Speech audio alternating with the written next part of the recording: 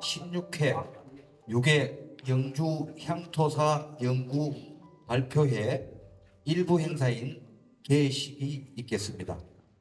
오늘 사회를 맡은 저는 영주 문화유산 보존회 부회장을 맡고 있는 송무찬입니다.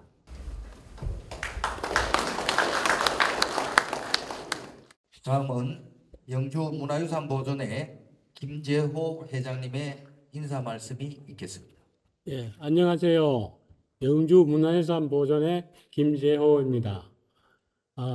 바쁘신 가운데 많이 참석해 주셔서 매우 반갑습니다. 나른한 오후의 햇살, 기분 좋은 바람, 높고 푸르기만 한 가을 하늘을 보다가도 올해가 고작 2달 남짓 남았다는 사실이 놀라게 합니다.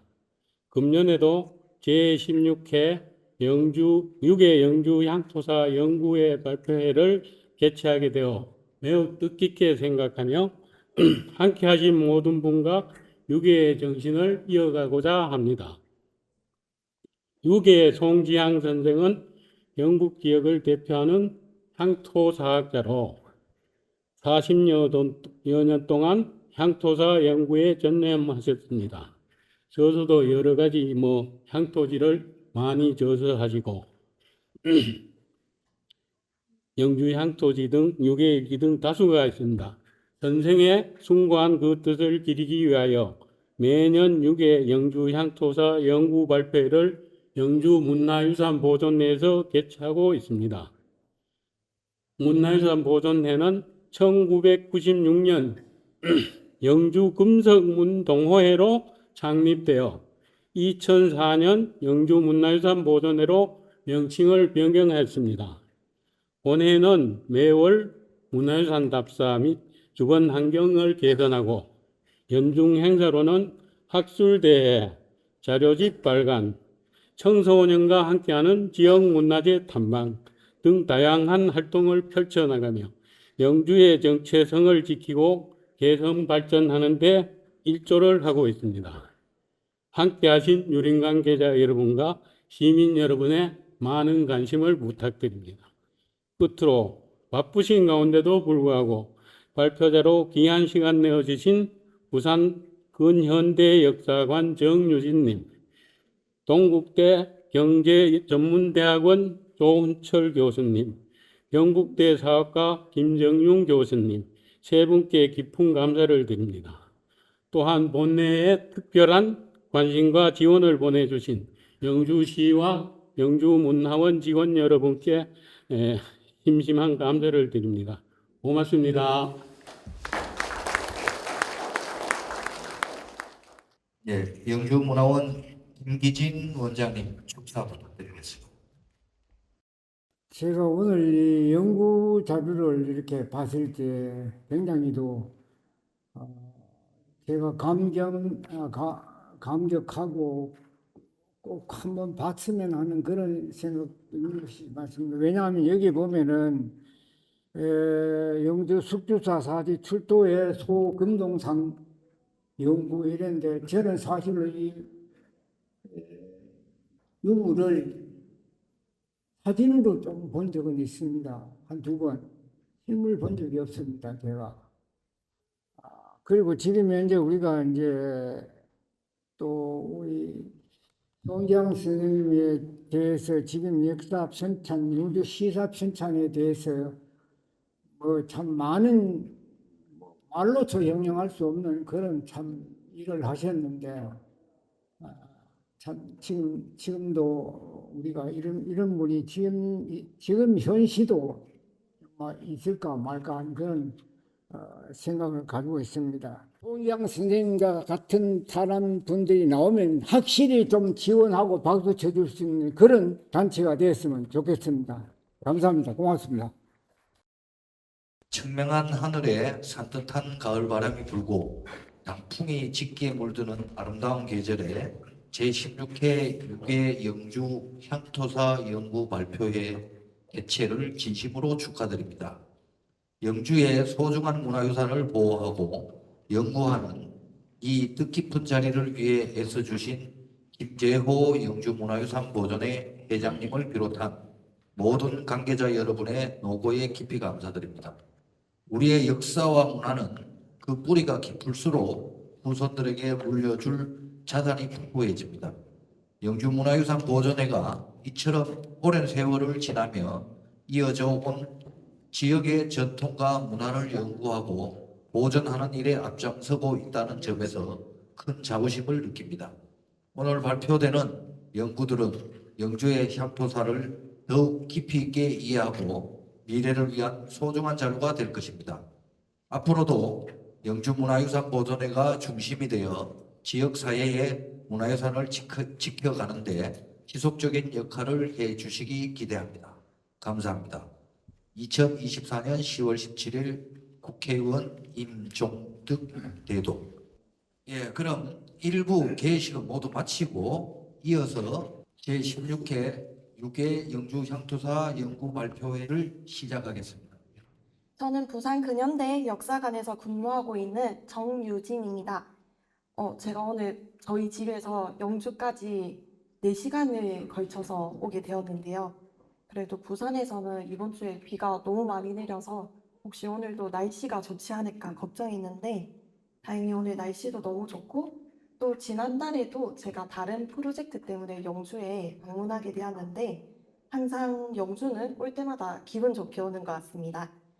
제가 오늘 선생님들께 소개해드릴 주제는 영주 숙소사지 출토 소금동불상이고요. 발표 순서는 먼저 영주 숙소사의 문헌 기록과 유물도 살펴보고 다음으로 소금동불상을 시대별로 분류해서 시대별로 어떤 특징이 나타나는지도 보고 마지막으로 의의를 통해서 한번 종합적으로 고찰해 볼 예정입니다. 영주는 깊은 역사와 문화를 품고 있는 곳인데요. 대표적으로 부석사가 있습니다. 건축사적으로나 미술사적으로도 굉장히 역사가 깊은 곳이고 또 2018년도에 부석사는 유네스코 세계문화유산으로 등재되었습니다. 또 조선시대에 건립된 우리나라 최초의 서원, 소수서원이 영주에 위치하고 있습니다. 소수서원도 2019년도에 유네스코 세계문화유산으로 등재되었습니다. 이처럼 영주는 깊은 역사와 그 시대를 대표하는 정말 좋은 문화유산을 품고 있는 곳인데요. 하지만 숙소사는 다소 좀 생소하실 수도 있습니다. 숙소사의 위치를 한번 보시면 경상북도 영주시 순우면 내중리 158번지 일원에 소재했던 사찰입니다.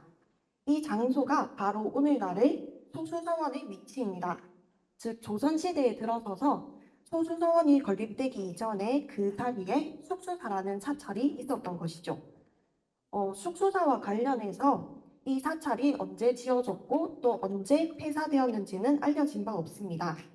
게다가 그 자리에 소수서원이 지금 현재까지 위치하고 있기 때문에 발굴도 할 수 없습니다. 하지만 소수서원 내에 숙소사의 것으로 보여지는 석조물이 현존하고 있고 또 단편적으로 남아있는 문헌 기록과 소금동불상을 통해 어떠한 사찰이었는지 한번 알아보도록 하겠습니다. 숙소사지, 그러니까 지금의 소수서원의 지형을 보면 영구봉이 있고 그 주위를 줍게로 두르고 있습니다. 저도 이 주제에 대해 공부하면서 소수서원을 정말 많이 방문해 보았는데요. 또 주위의 환경이 너무 좋아서 왜 조선시대에 최초의 서원의 시작을 이곳에 건립했는지 알 것 같았습니다. 숙소사와 관련된 문헌 기록은 많지는 않습니다. 우선 숙소사와 관련된 문헌 기록은 고려시대와 조선시대로 구분할 수 있는데요. 고려시대는 숙소사가 현존했을 때의 기록이고 조선시대의 기록에서는 숙소사의 폐사에 대해 언급하고 있습니다. 그중 몇 가지 기록에 대해 하나씩 소개해드리겠습니다. 지금 보고 계시는 기록은 숙소사에 대한 기록 중 가장 이른 시기의 기록인 진간선사 50 파피문입니다. 고려의 진간선사가 중국으로 유학을 다녀오고 고려로 다시 돌아오자 고려의 3대 정종이 진간선사의 숙소사의 주지로 있어라는 명을 내립니다. 그렇게 진간선사는 숙소사에서 주지로 4년간 머물면서 치마병. 여기서 치마병은 그 고치기 어려운 고질병을 의미합니다. 이 치마병도 낫게 하고 육로에 다리를 놓아 모두 정도로 돌아가게 하였다는데 이것은 불교를 포교했다는 뜻으로 보여집니다. 이 기록으로 숙수사는 고려시대의 왕명으로 주지를 임명하는 국가에서 관리하는 사찰이었고 또 당시의 여느 사찰처럼 의료와 포교의 행위가 활발하게 행해졌음을 알 수 있습니다. 다음 기록은 인경식 묘지명인데요. 인경식은 고려 의종 때 관직을 지낸 인물입니다. 그의 둘째 아들인 유승이 머리를 깎고 중대사로 숙수사 주지에 있었다고 합니다. 고려에는 다들 선생님께서도 아시다시피 승과라는 제도가 있었죠. 승려의 선발을 국가에서 관리하는 시험 제도인 이 승과에 합격하면 대선이라는 법계를 받고 이후에 대덕과 대사를 거쳐 중대사로 이렇게 올라가게 됩니다. 이 중대사로 숙수사 주지에 있었다고 하니 고려 중기까지도 국가에서 관리하는 사찰로 유지하면서 숙수사가 건재했던 것으로 보입니다. 다음으로 조선시대의 기록입니다. 신증동궁 여지승남을 보면 숙수사가 모적으로 분류되고 있습니다. 이제 이미 폐사가 되었음을 알 수 있는 기록이고요. 이 기록은 중종실록에 나와 있는데 조금 주목할 만한 부분입니다. 주세봉이 서원을 건립하기 위해 숙수사의 털을 닦다가 구리 그릇 300여 근이 나왔다는 기록입니다. 이 구리 그릇을 팔아서 책을 사두었는데 없는 책이 없었다고 합니다. 구리 그릇 300여 근을 오늘로 치면 180kg 정도 되는데 아마 불전에 올렸던 공양부이거나 사용된 그릇일 가능성이 있고 이를 통해 상당수의 인원이 동원되어 활발한 의례가 이루어졌던 사찰이었지 않을까 추측할 수 있습니다. 다음으로 무릉잡고에서 공이 젊었을 때 이곳에서 독서하였다라는 부분을 보시면 여기서 공은 우리나라에 최초로 성리학을 들여온 안향을 일컫는 말입니다. 서원에서는 학자를 배양하는데 소수서원에서는 고려의 유학자 안향을 배양하고 있습니다. 안향이 소년 시절에 숙수사에서 독서하였다고 하니 1260년에 문과에 급제하였기에 적어도 고려 후기까지는 법등이 이어졌지 않았을까 생각됩니다. 마지막으로 죽계지에 실려있는 글입니다. 안축이 사위 정생에게 고향인 흥주 영부산 숙수로의 경치에 대해 절구 한 수를 짓게 합니다. 신령스러운 거북이 산머리는 영부공이고 그 아래 깊은 시냇가는 죽계를 의미하고 백척을 누구하기 우뚝하다는 것으로 보아 어느 정도 규모가 있지 않았을까 짐작할 수 있습니다. 이러한 기록 외에도 주세붕이 소수서원을 건립 후에 편찬한 무릉잡고와 소수서원지에서는 소수서원 입지에 대한 수려함을 서술하고 있습니다. 소수서원지에서는 중국 여산의 백록동 서원에 비해 결코 뒤처지지 않는 길지라는 의미를 내포하고 있습니다. 중국 여산의 백록동 서원은 성리학을 집대성한 주자가 강론을 펼친 곳으로 우리나라 최초의 서원을 건립하는 만큼 처음으로 성리학을 우리나라에 전래한 안향이 머문 숙수사지를 소수서원의 건립지로 선택하였을 것입니다. 사실 사찰 터위에 서원을 건립한다는 것은 많은 장점을 가지고 있습니다. 사찰과 서원은 성격은 다르지만 비슷한 기능을 하고 있는데요. 우선 학문을 닫기에 좋은 환경이어야 하고 의례도 행해져야 합니다. 또 인가와 떨어져 있어 조용하고 공부하기 좋은 이러한 확보된 길지에다가 사찰터 위에 건립하는 것은 기초적인 토목공사도 줄일 수 있고 사찰 건물에 사용했던 속초물을 활용하는 등 경제적으로도 이점입니다. 다른 서원의 사례를 살펴보면 소수서원뿐만 아니라 많은 서원이 사찰터 위에 건립되어 있음을 확인할 수 있습니다. 문헌 기록을 총정리해보면 숙수사는 고려시대에 국가에서 관리하는 사찰로 법등이 이어졌고 조선 중기부터는 소수서원 건립 이전에 이미 폐사되어 있음을 확인할 수 있습니다. 다음으로 숙수사와 관련된 유물을 살펴보겠습니다.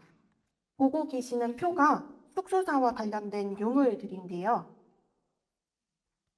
현재 서원 내에서 볼 수 있는 유물의 위치는 이렇게 표시할 수 있습니다. 그리고 오늘날 서원의 충료교육관 지점이 소금동 불상 27구가 출토된 곳입니다. 유물 중에는 불상 광배편과 불상 대자도 볼 수 있는데요. 불상 대자는 원래 이렇게 보여지고 아마 숙소사 또한 이 대자에 안치했을 불상이 따로 존재했을 것으로 보입니다. 문화재청에서 2015년도에 전국의 사지와 관련해서 전수조사가 있었습니다. 조사 대상에 물론 숙소사지도 있었고 이렇게 숙소사지일 것으로 보이는 유물들이 있습니다. 제가 속점을 관련해서 하나하나 다 설명해 드리고 싶지만 시간 관계상 대표적으로 보물로 지정되어 있는 단간지주에 대해 말씀드리겠습니다. 보물로 지정된 숙소사지 단간지주입니다.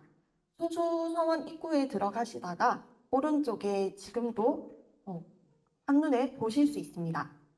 단간지주는 절의 위치를 알리는 상징적인 조형물로 숙소사가 이곳에 있었다는 사실을 보여줍니다. 단간지주도 표면에 은각이 어떻게 새겨져 있고 또 어떠한 유형으로 이렇게 분류를 할 수 있는데요. 또 비교를 위해 다른 사찰의 단간지주 사진을 가져와 보았습니다. 보고 계시는 맨 왼쪽 사진은 경주의 삼랑사지 단간지주이고 가운데는 영주 비로사, 오른쪽은 영주 부석사의 단간지주입니다.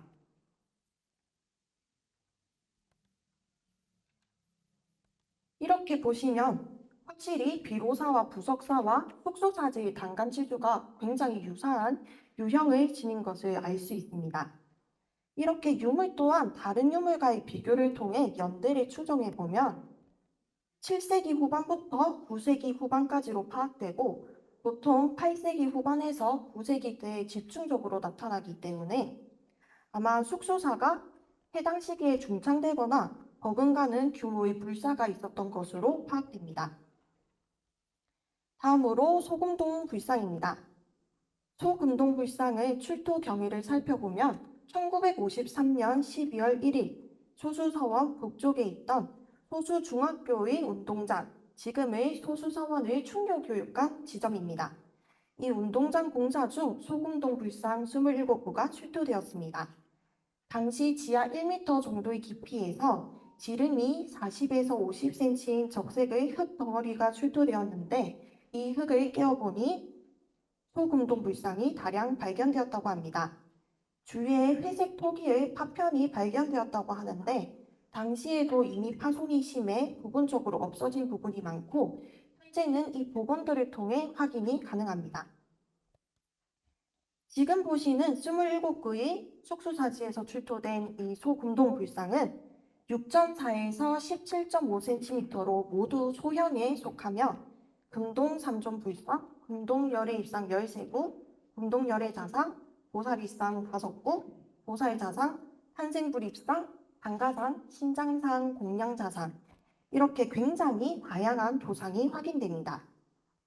이 불상들을 시대별로 분류해보면 삼국시대의 13구, 통일신라시대의 8구, 고려시대의 6구로 연대가 굉장히 넓은 시대를 달리하는 다양한 불상이 출토되었습니다. 삼국시대에 불교가 한반도에 들어오기 시작하면서 한반도에서도 불상이 제작하게 됩니다. 신라는 불교 공인이 제일 늦은 만큼 고구려와 백제에 비해 약한 조형성을 보이지만 고구려의 양식이 혼합되어 나타나기도 하고 신라의 독창적인 불상 양식을 형성하고 있는데요. 지금 보고 계시는 이 가운데 금동보살입상은 신라의 금동보살입상 중 가장 이른 시기의 불상입니다. 현재 학계에 알려진 신라의 보살입상 중에서 가장 이른 시기의 보살상이 숙소사지에서 출토되었습니다. 6세기 후반의 신라 보살상으로 그동안 알려져 있던 왼쪽 고구려의 보살상과 또 오른쪽의 백제에서 나와 있는 보살상과 굉장히 유사한 양식을 보이죠. 이렇게 삼국을 대표하는 상이라고 할 수 있는데 이 상을 통해서 신라도 해당 시기에 고구려와 백제처럼 비슷한 시기에 비슷한 형식을 띠는 모설상을 제작하였구나라고 생각하시면 됩니다. 영주의 지역적 특성상 고구려의 양식이 보이는 상도 나타나는데요. 고구려는 북위로부터 불교를 도입하면서 불상의 영향 또한 굉장히 많이 받게 됩니다. 두꺼운 대의를 입고 있고 또 가슴 밑으로 연속적인 U자형의 옷주름을 표현하는 등 단순하면서 몸체의 양감이 강조된 형식의 상이 이렇게 숙소사지에서 출토된 상에서도 나타납니다.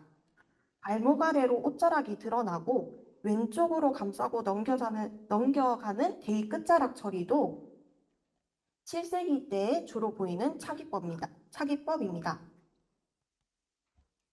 다음으로 보고 계시는 숙소사지에서 출토된 이 세 가지의 세구의 불상은 모두 공통점이 있습니다. 모두 약간 삐딱하게 굽은 듯한 자세와 한쪽 어깨를 드러낸 듯한 차기법이 보이고요. 오른손에 무언가를 들고 있는데 둥근 보주를 들고 있는 것으로 보입니다. 이러한 유형의 불상은 현재 한 20여 구가 남아있는데 모두 경상도 지역에서 주로 발견되며 신라에서 집중적으로 유행한 불상 형식으로 생각하실 수 있습니다. 이 외에도 우리나라에서 굉장히 드문 사례인 한생불과 방가사유상도 나타나기에 신라 금동불의 다양성을 보여줍니다. 통일신라시대의 경우 통일신라시대의 불상의 옷주름은 크게 대표적인 것으로 두 가지로 나눌 수 있는데요. 첫 번째는 Y자형 옷주름이고 두 번째는 U자형 옷주름으로 나뉘어집니다. 이렇게 대표적인 옷주름이 모두 숙소사지 출토된 불상에서도 나타나는데 지금 보고 계시는 통일신라시대의 불상으로 Y자형 옷주름이 이렇게 유사하게 나타나고 또 이렇게 크게 U자형으로 떨어지는 듯한 옷주름도 두 가지 형식 모두 숙소사지에서 나타납니다. 그래서 통일신라시대에서도 굉장히 활발하게 불상이 제작되었음을 확인할 수 있고 고려시대의 경우 굉장히 특이한 사례인데요. 지금 보시는 상은 뒷면이 거의 없는 굉장히 평평한 판불로 형식으로 주조된 상입니다. 하단부에 긴 촉이 있어 불감이나 정각의 내부 공간과 같이 어딘가에 고정하여 봉안하였을 것으로 보입니다. 보통 이러한 판불은 현재 경주 안압지에서 출토된 7세기의 판불이 있는데 그 이후로는 발견되지 않다가 숙소사지에서 판불의 형식이 출토되었습니다. 그래서 이 자료가 굉장히 중요한 자료인데 7세기 때 경주의 안압지에서 판불 형식이 주조되다가 이후에 고려까지 근데 사실 이 상은 그 경주 안압지에 출토된 상에 비하면 조형성은 좀 떨어지지만 그래도 꾸준히 판불이 지속적으로 제작되어서 고려시대까지 제작되었음을 알 수 있는 그런 자료입니다. 금동 삼전배 외에도 금동 신장상 또한 출토되었는데요. 금동 신장상 또한 평평한 판불 형식으로 주조되었고 불교의 고급심인 신장상 또한 고려의 석탑 조각에서 굉장히 유사한 형식을 볼 수 있습니다. 네, 지금까지 각 시대별로 굉장히 간략하게 말씀드렸는데 도상과 주조 방법, 시대를 달리하는 다양한 상들이 출토되었습니다. 앞서 말씀드렸던 문헌기록과 석조물과 금동불상을 모두 정리해보면 이렇게 표로 정리할 수 있는데 이를 통해 숙소사의 존속기간 또한 어느 정도 추정이 가능합니다. 사실 소금동 불상은 크기가 매우 작아서 이동이 쉽기 때문에 출토 경위가 불명확한 경우가 굉장히 많습니다. 하지만 숙소사지의 경우 숙소사지에서 나왔기 때문에 출토 경위를 비교적 명확히 알 수 있고 또 다양한 토상이 나타나기에 금동불 연구에 있어 굉장히 중요한 자료입니다. 그럼 이어서 시대를 달리하는 다양한 상들이 숙소사에 집중될 수 있었던 영주 지역에 대해 알아보겠습니다. 영주는 지역 특성상 고구려와 신라의 접경 지역으로 역사적으로 양국 세력 유지의 요지였음을 확인할 수 있습니다. 영주군은 고구려의 영토였으나 신라 파사이사금이 공격하여 신라의 영토가 되었고, 순흥군은 고구려의 급발상군이었으나 신라의 영토가 되었습니다. 이렇듯 영주는 고대부터 군사 문화적으로 중요한 교통로 역할을 하였고, 이는 고구려를 통한 선진문물이 들어오는 신라의 북방 문화 수입 경로와 굉장히 밀접한 연관이 있습니다. 속소사지에서 출토된 소금동 불상 중에서도 고구려의 영향을 받은 불상이 확인되고 있어 속소사 역시 이 지역으로 전래된 고구려의 불교 문화 영향을 받았던 것으로 보입니다. 속소사지 인근의 사찰을 살펴보면 부석사, 초암사, 비로사, 성열사, 그 다음에 초방사 등이 이렇게 파악되는데요. 이 중에 부석사와 초암사의 창건 시기는 7세기 때로 확인되고 있고, 또 영주 지역에 고대 마의 불상이 굉장히 많이 남아있는 것으로 보아 영주 지역은 일찍부터 불교 문화가 발달한 것으로 보입니다. 속소사지에서도 삼국시대의 소금동 불상이 출토되었고, 소조서원 내의 석조 광배편도 고식을 것으로 보이기에 속소사 역시 영주 지역의 불교 문화가 발달하는 현상 속에서 삼국시대부터 사찰로 운영되었던 것으로 보이며, 특히 9세기 때에 크고 작은 불사가 진행되는 흐름이 있었음을 알 수 있습니다. 숙소사와 가장 가까운 거리에 위치한 부석사는 통일신라 시대의 화엄 종찰로서 주변 지역에 영향력을 행사하였을 것이며, 해당 시기는 숙소사 역시 화엄 문화권에 속했을 가능성이 크다고 생각됩니다. 27구의 소금동 불상을 매장한 연유에 대해서는 구체적으로 알 수 없지만, 삼국시대부터 고려시대까지 시대를 달리하는 불상이 한 곳에서 다량 발견된 출토 상황을 보면 의도적으로 매장하지 않았을까 생각되어집니다. 그러나 27구로 다량 발견되고 상의 편년이 어느 시기에 국한되지 않으며 도상이 다양하기에 확실하게 연유를 밝히기에 다소 무리가 있습니다. 지금 보고 계시는 표는 숙소사지에서 출토된 경우처럼 다량으로 소금동 불상이 출토된 사례입니다. 굉장히 사례는 드물지만 경주 황룡사, 영주 부석사, 그리고 하천 해인사처럼 규모가 큰 사찰의 경우 출토된 사례가 일부 있습니다. 하지만 이러한 예들은 한 시대에 집중적으로 제작되거나 특정한 신앙에 의해 제작되었는데요. 특히 금강산 유점사의 53불 같은 경우는 53불 신앙에 의해서 한 시대에 만들어진 특정한 신앙에 의해 이렇게 제작된 사례입니다. 하지만 이와 같은 사례 반면에 숙소사지의 경우 시대를 달리하는 상이 굉장히 다량으로 출토되어 특이한 사례입니다. 이 사례들 중 부석사에 대해서 잠시 보여드리고자 하는데, 부석사에서 출토된 상들은 1918년 4월 26일 무량수전 보수 중 불당과 조사당에서 발견되었습니다. 현재 이 불상들은 모두 도난당해서 행방을 알 수 없고, 일제강점기에서 발간된 보고서의 사진을 통해 일부 확인이 가능합니다. 부석사의 사례를 보면 모두 소금동 불상이고 도양이 다양한 상들이 출토되었는데요. 탄생불도 있고 숙소사지 출토의 불상과 굉장히 유사한 이런 불상도 있고 좌상도 있고 신장상도 출토되었습니다. 만약 이 부석사의 사례가 남아 있었으면 숙소사지의 사례와 한번 비교해서 굉장히 더 큰 연구가 이루어지지 않았을까 생각되는데, 이렇게 흑백 사진으로만 남아 확인되어 너무 아쉽지만, 그래도 숙소 사진은 부석사와 위치도 굉장히 가깝고 그나마 사례가 비슷한 것 같아서 한번 소개해드리고자 가져와 보았습니다. 소금동 불상은 이동이 쉬워 정확한 출토지와 출토 경위를 알 수 없는 특성이 있습니다. 반면에 숙소사지에서 출토된 소금동 불상의 경우 비교적 출토 경위가 명확하고 시대를 달리하는 다양한 도상의 상이 다량으로 출토되어 주목을 받았습니다. 더불어 시대를 달리하는 다양한 도상의상이 다량으로 출토된 예는 숙수사지가 유일하기에 굉장히 특이하다고 할 수 있습니다. 하지만 숙수사지에 대한 발굴은 이루어질 수 없고 수수소원이 위치하고 있기 때문에 앞으로도 영원히 발굴은 이루어질 수 없겠지만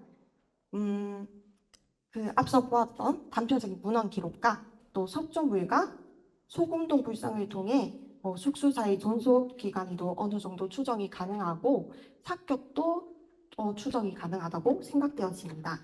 더불어 숙수사지 또한 그 자리에 최초의 서원인 소수서원이 건립되었기 때문에 불교에서 유교의 전이라는 시대적인 역사성과 또 상징성을 지닌다는 사실을 말씀드리며 발표를 마치도록 하겠습니다.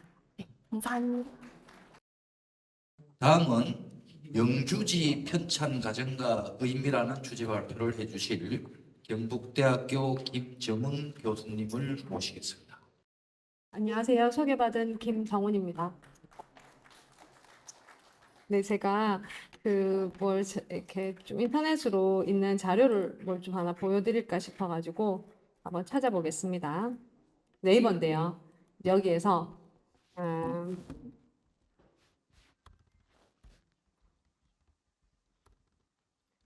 이거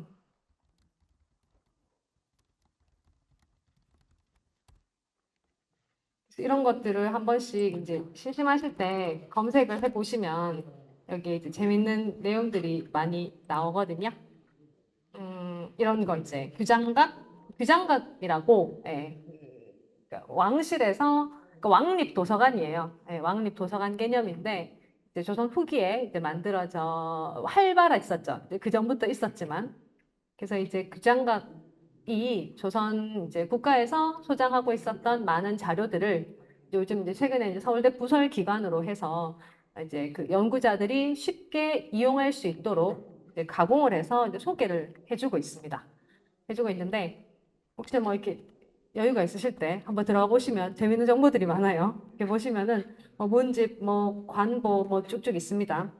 한국학센터 지리지 한 이제 부분이 있어요. 이렇게 들어가 보시면은 지도 위에 여러 이제 지역들이 표시가 되어 있습니다. 이거 꼭꼭 눌러 보시면은 정보가 나옵니다. 보면 대구도 있고 대구도 있고 그다음에 그 경북도 있죠. 예.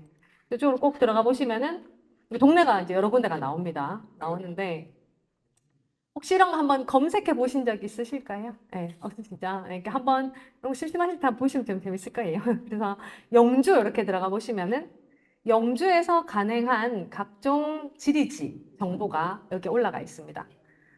크게 두 타입이 있는데요. 하나는 뭐 개천지, 순흥지, 영주, 군, 읍지의 제목과 같은 것들은 이건 고서, 책의 형식입니다. 책으로 이런 것들이 이제 나와 있어요. 이렇게 보시면은 이렇게 책 모양으로 만들어 놨습니다. 책 모양으로. 그래서 이제 이건 조선 후기에 나온 건데요. 조선 후기에 나온 지리지라 하면 그 동네의 정보를 모아둔 책입니다. 네, 책인데 그 동네에 대한 정보를 모을 수 있는 방법은, 보여주는 방법은 크게 두 타입이 있었어요. 조선시대에. 첫 번째 타입은 방금 보신 바와 같이 책에다가 정보를 기록하는 거예요.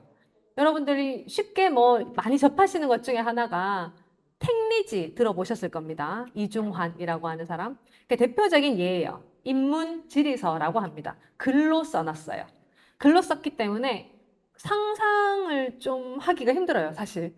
그러니까 저처럼 다른 동네라면 저는 이제 의성 출신이거든요. 하기 때문에 안동이나 이렇게 영주나 와서 봐야 학가산 밑에 집을 지었다 하는데 학가산은 안동에도 있었는데 이건 뭐지? 이렇게 되는 거죠. 예.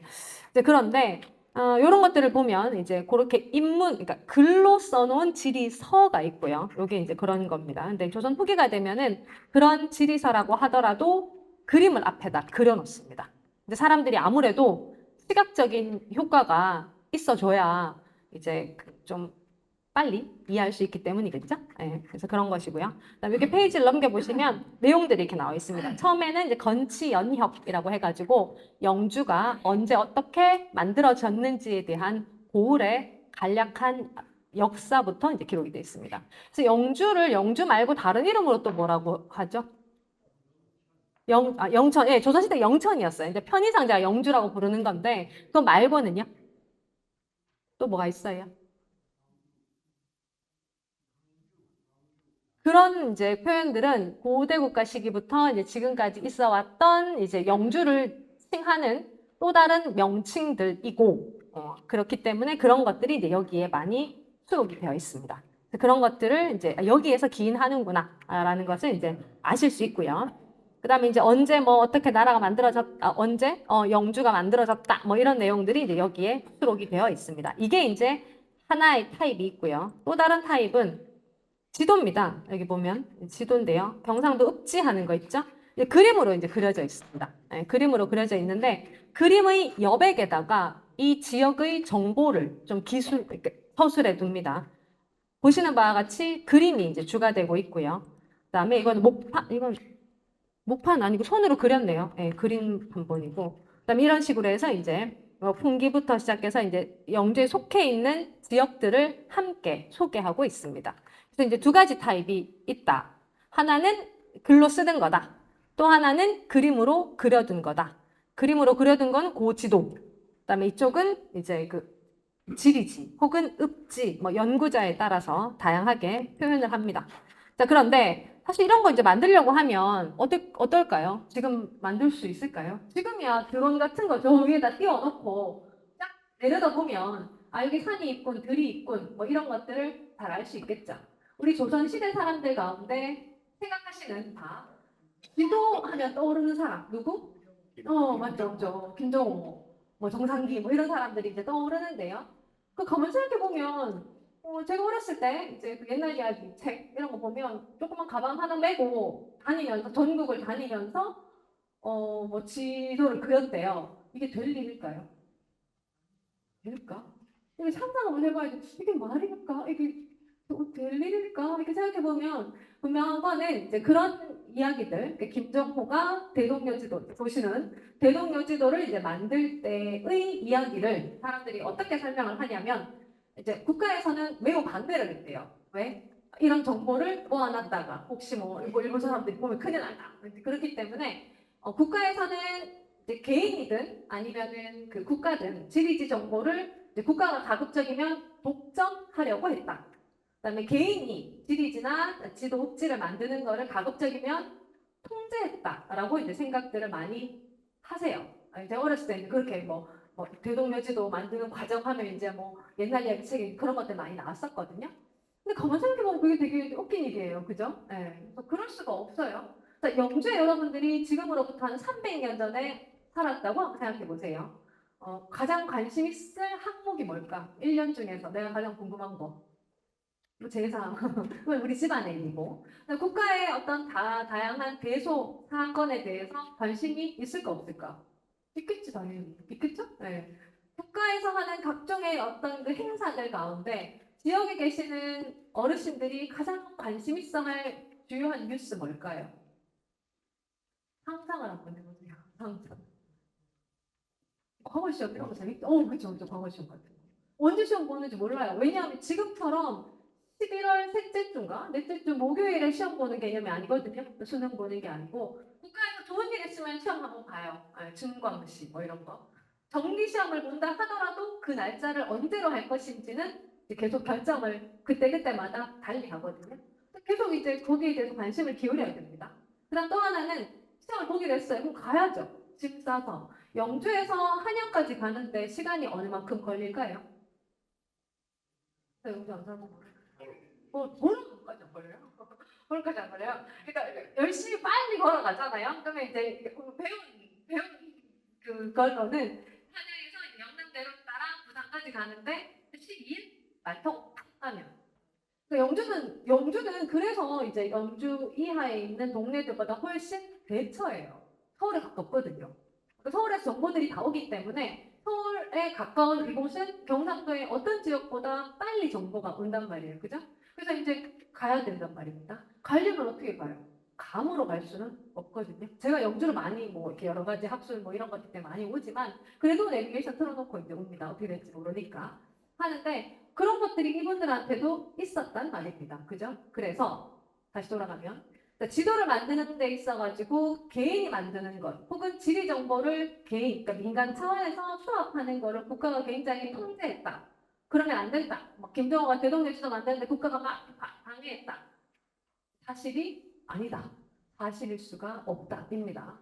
이런 정보들은 이미 다양한 형태로 가공이 되어서 어르신들 되게 저기 찾아보면 지리지. 제가 얼마 전에도 어디 갔었지? 문경 옛길박물관에 갔더니 그 인근에 있던 이제 그 집안에서 였어요. 예, 그래서 이제 기증해놓은 자료들이 막 있었는데 지리지 뭐 이런 것들이 있었거든요. 그 집에 그런 것들이 있습니다. 대동여지도에 같은 경우에는 목판으로 만들었어요. 목판. 그래서 찍어서 하거든요.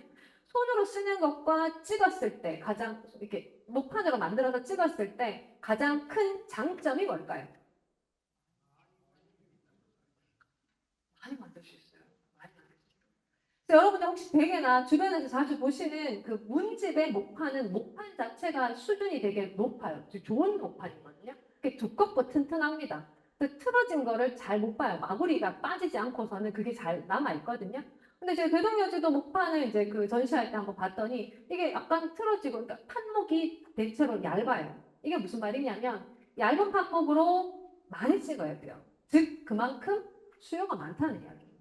그래서 이제 지리지 혹은 지도에 대한 수요는 조선시대 사람들한테 일상 영역에서 늘 필요한 것들이었다. 또 과거 시험을 보러 간다거나 장에 간다거나 유람도 많이 가십니다. 예, 그렇기 때문에 우리가 지도나 지리지에 대해서 알고 있었던 이제 그런 정보들은 사실과 크게 다른 개념이다라는 것을 이제 기억하실 필요가 있습니다. 자, 이것은 오늘 이제 이쯤 하면 제가 반 정도 말했나요? 네.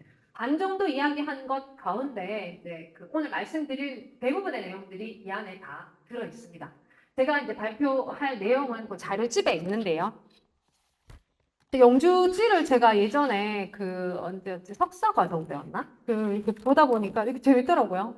똑같은 것 같은데 그때는 잘 몰랐으니까 똑같은 것 같은데 좀 다른 세 종류의 이제 지리지. 아까 지리지는 말로 설명한다 했습니다. 어느 동네 누가 살고 뭐 어쩌고저쩌고 하는 내용들이요. 지도가 포함되어 있지 않습니다. 그래서 이제 그런 상태의 지리지가 여러 종류가 있대요. 제가 이제 그때 공부했을 때는 크게 세 종류가 있다. 이렇게 이제 배웠었어요. 그때는. 그래서 여기에도 더 찾아보고 하면 1800년대 넘어가면은 매우 많이 만듭니다. 사실은.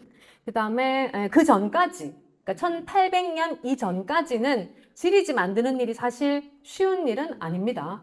특히나 전국에 있는 정보를 한꺼번에 수합해서 지리지를 만든다 하는 거는 이거 보통 일이 아니죠. 개인이 할 수 있는 일일까요? 힘들어요. 그러기 힘듭니다. 그럼 어떻게 해요? 국가에서 주도합니다. 그래서 이제 정리를 하자면 조선 전기에 나라 만들었습니다. 지리지 내용 안에 들어가는 거는 영주에 사람이 몇 명이 살고 여기에 가장 영향력 있는 성씨는 어떤 사람들이 있고 그다음에 여기에는 어떤 특산물이 나고 하는 정보들을 써놓은 겁니다. 그래서 이거는 이제 조선시대 전체를 놓고 보면 앞으로 쭉 돌아가서 지금 남아있는 걸 기준으로 하면 세종실록 아시죠? 조선왕조 실록에서 세종실록은 다른 실록과 달리 부록편이 있어요. 세종이 워낙 다양한 부분에 관심이 많아갖고 그래서 이제 여기 네이버에다가 조선왕조 실록이라고 검색을 하시면은 왕왕왕왕 이렇게 막 나오거든요. 그 중에 세종을 누르시면요. 쭉 올려 몇 년 있고 쭉 올리면 밑에 보면은 뭐 지리지, 악지 뭐 여러 지가 있어요. 그 중에 하나 지리지를 눌러보시면 세종실록은 실록의 부록으로 세종이 만들어놨던 다양한 정보를 같이 수록해놨습니다. 그래서 이제 지금 눌러보면 지금까지 남아있는 인문 지리서 가운데 이제 우리가 쉽게 접할 수 있는 제일 오래된 게 세종실록에 붙어있는 지리지입니다. 그러니까 세종이 대충 언제쯤 왕이었을까요? 연도, 서기연도 1400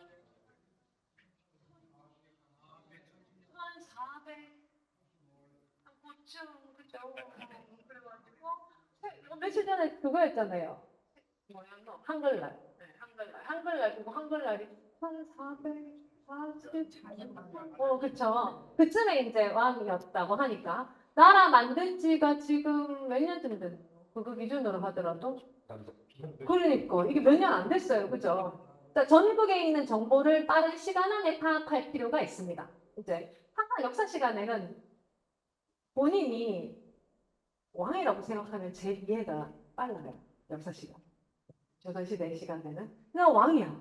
왕이 됐어. 그럼 뭐 야들이 어느 만큼 사는지에 대한 현황을 파악을 해야죠. 그래야지 뭐 니는 세금을 얼마를 내고 니 저기 가서 일을 해라. 이 평가가 이게 수습이 되잖아요. 그죠? 그래서 국가 전체에 대한 정보를 수합을 합니다. 수합을 해서 나라를 묶어놨어요. 따로 묶어 팔도지리지 뭐 이렇게 만들어놨거든요. 만들어놨는데 그건 지금 남아있지 않고 이제 그걸 이제 가공을 해서 세종실록에 붙여놓은 것이 지금 남아있습니다. 그래서 이제 처음에 국가가 국가 전체의 정보를 파악하기 위해서 지리지를 만들었다. 그렇기 때문에 지리지에 들어가는 핵심적인 내용은 어느 동네 누가 어떻게 살고 있고 무엇을 생산했는지가 주된 정보이다. 이걸 놓고 이제 파악을 하는 거예요. 아, 영주는 여기 특산품이 뭐예요? 민상이 언제 이거 조선 전기에 민상을 이렇게 재배하진 않았을걸요? 초기부터? 공부를 좀 더 했었을 때. 특산물 이렇게 적 있습니다. 아마 송이 뭐 이런 거 있을 겁니다. 지역적 특성상. 이제 거기에 다 파악이 돼 있거든요. 그런 거를 바탕으로 해서 세금을 거두십니다. 그래서 이제 좀 국가에서 정보를 거두는 것, 이제 정보를 수합해서 지리지를 만든 이유는 국가 통치에 필요한 정보를 확보하기 위한 것이다. 그 다음에 이게 업데이트판이 계속 나오겠죠. 당연히. 이제 야간 업그레이드가 계속 됩니다. 그 다음에 이제 업데이트판이 이제 중종 때 나옵니다. 이제 지금 남아있는 거는 이제 신즉, 업데이트판 동국여지 승락인데요. 원래 제목은 동국여지 승락하는 책이 이제 만들어진 거예요. 자, 여기에는 그 앞에 있었던 지리지와 이 1500년대 만들어진 이 지리지의 가장 큰 차이는 앞에는 그냥 데이터만 있어요. 데이터만. 뭐 누가 뭐 생산했고 어쩌고저쩌고 이게 있는데 상담 단계에 오면 달라지는 점이 이제 이 동네에서 뭐 어떤 훌륭한 사람이 있었고 그 다음에 여긴 어떤 뭐 사찰이 있고 그 사찰에 가면 이런 것들을 볼 수 있고 하는 이른바 문화적인 내용들을 여기다 많이 수록을 해요. 그래서 이제 한번 업데이트가 됐어요. 그게 1500년대 대략 중반입니다. 자, 그 다음부터는 조선시대에 남아있는 지리지 종류가 별로 많이 없어요. 그리고 쭉 가다가 언제 또 이제 국가 전체가 만든 지리지가 750년 정도 돼야 돼요. 1750년이면 대충 어떤 왕이지 혹시? 영조. 맞아요, 영조. 공부를 자주 모여서 하시나 보다. 그래서 영조거든요. 그럼 아까 1550년 정도라고 생각했을 때 1750년 정도면 한 200년 정도이죠. 그럼 200년 정도 사이에는 국가가 전체적으로 자료를 수합해서 만든 지리지 종류가 없어요. 안 필요했을까요? 아니면 나라가 망해가나? 그렇게 그때부터 망했으면 그 다음부터 200년 동안 없던 나라인데 웬간한 나라는요 200년 있기도 힘들어요. 중국 나라들 같은 경우에 500년 동안 있었다는 건 500년의 비결을 자꾸 찾아야 되는데 자꾸 뭘 하여튼 중간부터 임진왜란 뭐 망해가니까 뭐 임진왜란이란 하여튼 망한 역사를 한 500년, 200년 정도 쓰고 있는데 그런 이해는 굉장히 좀 그렇죠. 네. 그래서 한 200년 정도는 그런 것들이 없단 말이에요. 그럼 왜 없을까? 이렇게 생각해 봐야 되겠죠? 이렇게 봐야 되는데 그 사이에 이제 국가가 지방을 파악하는 방식이 매우 세분화돼 버려요. 그래서 인구가 필요하다. 인구 조사를 따로 합니다. 토지가 필요하죠. 토지 조사를 따로 하면 돼요. 그래서 토지 대장이 따로 있고요. 인구 대장이 따로 있기 때문에 이거를 뭐 한 권의 책으로 동네 정보를 다 모은다? 사실 이게 업데이트가 뭐 1년 만에 계속 만들어지기가 어렵습니다. 그렇기 때문에 국가의 통치에 필요한 자료들은 이미 다양한 루트를 통해서 다 확보가 돼요. 그래서 굳이 지리지를 가지고 국가 통치에 필요한 데이터를 확보할 필요는 없는 상태가 될 겁니다. 자, 그러면 조선 전기에 필요했던 지리지의 목적과 1500년 중반 이후에 지리지를 만드는 목적이 같다 다르다? 다르겠죠? 네, 달라요. 1500년 이후에 이제 지리지를 만든 목적은 1500년 이후에 만들어진 지리지를 보면 알 수가 있습니다. 결론만 요약해서 말씀드리자면 그때부터의 지리지는 동네 역사예요. 그러니까 통치 데이터를 뭐 몇 명 살까요? 그래서 지리지에 조선 뭐 영주가 뭐 150명이었으니까 150명이다. 이게 적다, 많다. 왜 뭐 안동보다 작냐, 많냐 이런 얘기 할 필요 없어요. 왜냐하면 그런 목적에서 만들어진 게 아니거든요. 그래서 1500년대부터 한 1700년까지는 1700년대 중반 정도까지는 지리지는 그 지역의 역사다. 이제 이렇게 만들어졌습니다. 그러니까 이제 각 지역에서 이제 만들기 시작을 하는 거죠. 국가에서 전체로 수합하지 이제는 않습니다. 그 시기에는 물론 토대로 가면 그렇게 하지만 그래서 이제 국가 전체가 수합하지는 않고 그러면 지역에서 유력한 그러니까 지역에서 영향력 있는 사람들이 자발적으로 나서서 GDG를 만듭니다. 뭐랑 비슷하냐면요. 아까 좀 전에 선생님 발표하셨을 때 무슨 처리였지? 무슨 처리였어요? 축수사. 축수사인데 근데 지금 축수사는 우리는 축수사로 기억 안 하잖아요. 좀 저런 사람이라서. 그러면 우리가 기억하는 축수사는 서원이거든요. 서원 그 서원 대충 언제쯤 만들어진지 아세요? 제가 서원학회 이사거든요. 네, 한국 서원학회 이사예요. 서원도 공부 어려울 때 한번 해주시고 지난주에도 이제 저희 고대 서원에서 학회를 했었는데요. 그래서 1543년이죠. 그좀 재밌지 않아요? 지리지를 국가에서 통합적으로 안 만들던 대략의 시점과 반대로 얘기하면 지역에 있던 어떤 그 지식인들이 자기 동네 역사를 지리지라고 하는 이름으로 만들던 시기. 제가 아까 대충 언제라고요? 1500년대 중반이라고 했죠? 그게 각 지역에서 각 지역이라고 얘기하기 좀 그렇다. 왜냐하면 영주는 굉장히 빠른 시점에 얘기 전에 개명한 도시라서 일찍 그런 것들이 나타나거든요. 1번이에요, 1번. 그래서 1543년에 이제 서원이 만들어지는 그 시점부터 시작해서 서원을 만들던 사람들이 그 지역에 있는 역사를 지리지라고 하는 이름으로 이제 기술하기 시작을 하고 이 사람들이 이제 그곳 안에서 지역의 정보, 지역의 역사를 같이 공부도 하고 또 공유도 하고 또 이렇게 불쌍한 사람들 도와도 주고 이게 뭐 향약, 향규, 단지 이게 여기에 들어오는 개념들입니다.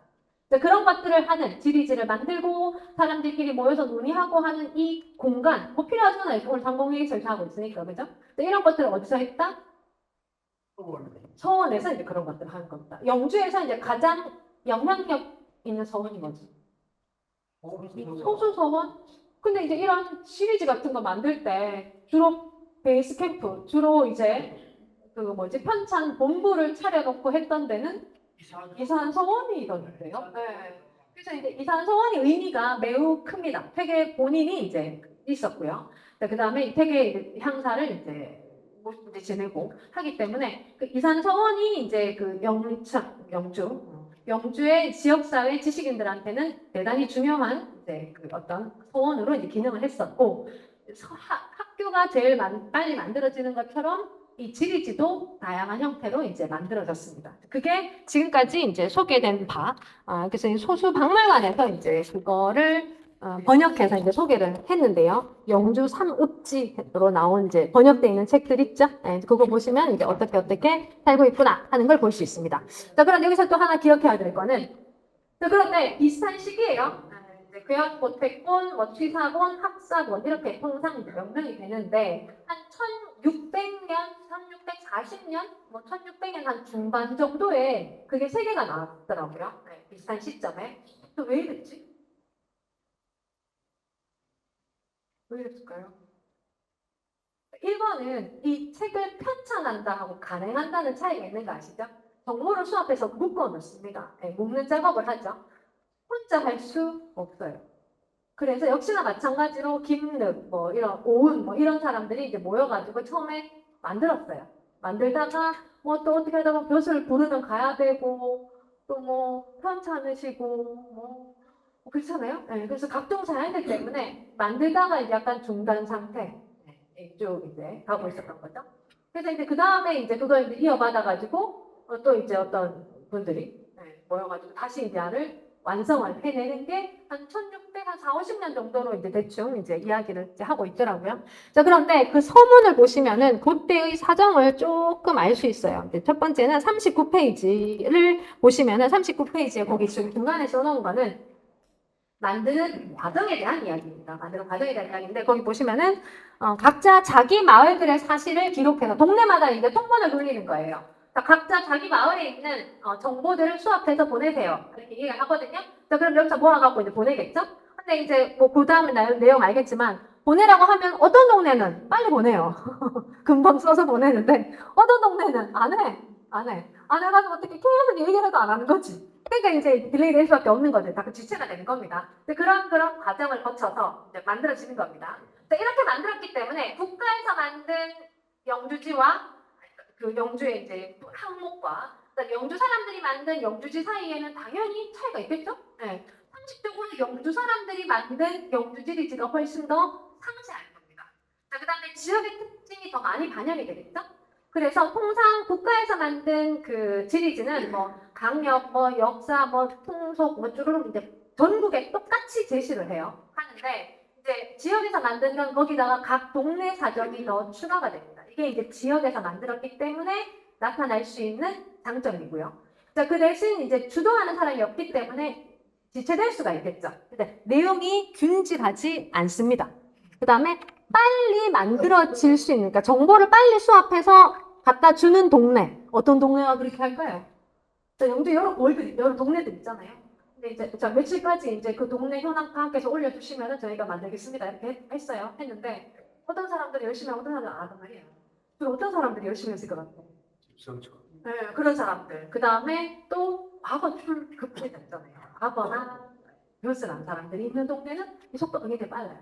빠른데 유감스럽게도 그렇지 않은 동네 약간 더디거나 늦어진 경우 이거 우리 상식적으로 이해할 수 있잖아요, 그죠? 네, 그래서 글과 가까운 분들이 많은 동네가 빨리 이제 수합이 됩니다. 그러니까 그렇게 해서 지역의 특징이 반영된 항목으로 지리지가 이제 만들어졌다, 영주가. 자, 그다음에 또 하나는 같은 시기에 여러 종류가 나온다는 건 달리 얘기하면 이걸 나쁜 사람들, 나쁜 마음으로 이야기를 하면요, 자기들끼리 갈등 이렇게 이야기를 하거든요. 네. 자기들끼리 싸워가지고 못 만든다 뭐 이렇게 이야기를 하는데 근데 그거 같은 현상을 이게 그렇거든요. 긍정 그 물품에 물이 있으면 반밖에 없다 하는 사람이 있고요. 반이나 있는 사람이 있잖아요. 근데 생각해보면 돼요. 그래서 여러 정보를 수합을 해서 이제 만들었습니다. 이제 만들었는데 의견이 통일이 안 되겠죠. 우리 자료에 제가 제시해놨는데요. 의견이 이제 제시가 합의가 안 됐다. 그래서 시간이 지체됐다. 그럴 수는 있겠죠. 그렇지만 결국 만들었다는 것과 그다음 또 하나는 가장 중요한 게 뭐냐면 각 지역에 있는 정보를 각 지역에 있는 분들이 자기 일처럼 모으는 거예요. 자, 그렇기 때문에 이렇게 하면 더 나은 상태가 만들어질 수 있겠다라고 하는 의견들을 계속 개선할 수가 있는 거예요. 자, 우리 동네에서 이번에 그렇게 말고 이렇게 만드는 게 어떨까요? 라고 의견을 제시할 수 있어요. 자, 그러면은 뭐 두 가지 방법이 있겠죠. 안 돼! 이렇게 얘기할 수도 있겠고 아니 좀 무시라고 그래서 아니 이렇게 하는 게 더 합리적이지 않을까요? 이렇게 의견을 수렴하는 과정을 거치겠죠. 혹시 되게 시간이 좀 이렇게 여유가 있으시면은 저 사람도 실력 들어가서 이제 한번 보시잖아요. 되게 재밌는 장면들이 있어요. 저도 이제 공부하면서 되게 신기했어요. 이를테면 A라고 하는 이제 그 관료가 관직 생활을 하다가 B라고 하는 사람이 내가 제대로 못한다고 욕을 해요. 말이 나쁘게 말하면 욕인데 나를 이제 비판하겠죠. 내가 김정은이 제시한 이 정책은 적절하지 않아라고 이야기를 하겠죠. 누가 다른 의견이 있으면 그죠? 네. 그래서 의견이 적절하지 않다라고 이야기를 하면 조선시대 4대부 관료들의 통념은 그래? 그러면 난 이렇게 해서 이렇게 주장을 했는데 그게 아니면은 그러면 알겠다. 나는 너스를 그만두고 집으로 갈게. 이렇게 됩니다. 그러면은 이제 또 그 했던 사람은 아니고 그런 건 아니고 이 공방이 지리해요. 길어요. 이걸 피혐 이렇게 표현을 하거든요. 그래서 누가 나를 이제 네가 뭐 행실이 나빠 이게 아니고 정책에 대해서 나와 다른 의견이 제시가 되면 그래 그럼 내가 생각을 잘못했으니까 난 내려갈게 이 과정을 거치거든요. 이걸 피혐 요 기간이 되게 길어요. 달리 얘기하면 이거는 나와 상대방 의견이 다르죠. 다르면 그 됐다 치라 니 혼자 말이야 이게 아니고 자기도 각자 서로 다른 이유를 설명을 하는 거예요. 그러니까 그 피험의 기간만큼 나와 네가 서로의 의견을 조율해가는 겁니다. 그러니까 적어도 그런 과정을 거쳐서 어떤 정책이 만들어지면 반대했던 사람도 혹은 그 의견을 제시했던 사람도 그 기간만큼 서로를 혹은 다른 안건을 이해할 수 있는 시간이 만들어지게 되겠죠? 그런 의미에서 영주지가 만들어지는 과정에서 시간이 이제 지체가 되고 여러 의견들이 나오면서 또 그런 것들이 그 구성원들 사이에 시간을 두고 서로를 설득하기도 하고 의견을 조율해서 이제 만들어지게 됐다는 겁니다. 그래서 여기에서 이 지역을 살고 있는 지식인들, 양반이라고 하는 사람들의 어떤 사고의 특징을 하나 볼 수가 있어요. 이 지역사회 일이 곧 내일이에요. 그죠? 네, 그래서 지역에 대한 역사를 이거 누가 돈 줘서 하는 거 아니거든요. 본인들이 스스로 하는 겁니다. 네, 그게 이제 이 시기에 나온 지리지의 중요한 특징입니다. 본인들이 스스로 이제 지역의 역사를 정리한다. 그다음에 나와 다른 의견이 있는 이제 여러 의견들을 수렴을 해서 지역의 어떤 공통된 정보로 이제 정리를 한다. 이게 1500년대 중반을 혹은 그 이후를 살았던 조선시대 4대부들의 모습입니다. 결코 이 사람들은 자기 의견을 고집하거나 내고 뭐 이런 것들이 없어요. 그 대신 좀 시간은 좀 지체가 돼요. 더딜 수 있죠. 설득해야 되니까. 그래서 이제 실록에 수많은 피험들, 그 다음에 같은 시기에 나온 여러 종류의 지방 지리지는 이제 그 지역 사람들이 어떤 논의를 만들어가는 과정을 볼 수 있는 중요한 대목이다. 그런 것들이 이제 지리지를 통해서도 볼 수 있다. 그게 이제 제가 오늘 설명드린 내용의 핵심이었습니다. 시간이 됐는지, 혹은 부족할 수, 혹은 넘칠 수도. 네. 이쯤 뭐 궁금한 거 있으면 질문은 저 마지막 시간에 이제 한다고 하니까 그때 혹시 질문 있으시면 말씀해 주시면 좋겠습니다. 감사합니다. 김정은 교수님이죠. 우리 이산서원에서 발간된 영주지, 영주지에 대해서 설명을 해주셨습니다. 다음은 부석사 및 소수서원의 세계 유산적 가치와 활용 방안이라는 주제 발표를 해주실 동국대학교 경영전문대학교에서 강의를 하고 계시며 문화재공부법이라는 책의 저자인 조훈철 교수님 모시겠습니다. 오늘 이 강의 나오면 조금 순간적으로 후회를 했습니다. 앞에 두 분들이 강의를 워낙 잘하시다가 강의의 깊이가 있으니까 역시 이 발표회가 장난이 아니구나라는 생각이 많이 들었습니다. 두 분이 학술의 품격을 좀 높여주시네요. 많이 높여주시고 그 마무리를 제가 해야 되는데 조금 약간 두려운 마음이 남습니다. 아까 전에 고문서 이야기하시는데 영주시의 역사나 문화에 대해서는 고문서가 필요 없습니다. 여기 앉아 계시는 여러분 한 분 한 분이 전부 다 고문서입니다. 그러니까 여러분들은 오래 사셔야 돼요. 제가 지금 제일 오늘 여기 와서 느끼는 게 이 자리에 왜 영주시 젊은이들이 없나. 제일 중요한 게 바로 그겁니다. 오늘 제가 여기 보시면 제목이 앞에 부석사와 소수서원은 사실 제가 공지 앞에 문자 쓰는 거죠. 여러분들이 다 많이 아시니까 그 이야기보다 제가 진짜 하고 싶은 것은 외지 사람으로서 여러분들에게 말하는 것도 조금 두렵지만 마지막에 어떻게 활용을 해보느냐 그걸 여러분들에게 한번 전해드리고 싶은데 그래서 사실은 오늘 이런 자리는 여기 영주시 공무원 계십니까? 공무원 혹시 아무도 없지 않습니까? 영주시 교육청에서 오신 분 계십니까? 아무도 없지 않습니까? 그러니까 활용 방안이 뭐냐면 무조건 공문을 내셔가지고 일단은 영주시 초, 중, 고등학교, 대학교에 공문을 보내가지고 거기에 있는 학교 선생님들을 무조건 필참시키셔야 돼요. 이게 일단 학생들까지 오면 더 좋고요. 그렇게 해서 왜 그런가 하면 지금 향토사지만 이 향토사를 통해 가지고 뭘 하는가면 이 지역 주민이라는 자긍심과 아니 정체성을 회복시키는데 가장 중요한 자리가 이 자리란 말입니다.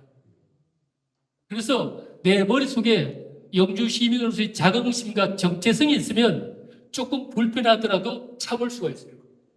지금 대한민국에서 지금 가장 문제가 뭔가 하면 예전에 비해서 먹고 사는 것은 나아졌을지 몰라도 한반도, 대한민국에 대한 자긍심이 없어요. 자긍심이 없으니까 먹고 사는 것은 좀 좋아질지 몰라도 그러니까 항상 뭡니까? 불평, 불만이 많아요. 지역 주민은 자꾸 떠나가고 제가 조사를 해보니까 영주 시민도 10만 명에서 추락했대요. 이제 10만 명이 안 됩니다. 그러면 앞으로 외부 사람들이 영주에 들어오는 것은 기대하기 힘들어요.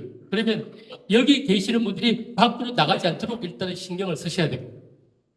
지금 신생아 애들이 탄생하지 않는다는데 애들 노는 건 출산 문제도 정말 중요한데 그 출산 문제보다 더 중요한 것은 이미 태어났는 애들을 어떻게 교육시키느냐 이게 더 중요하다고 생각합니다.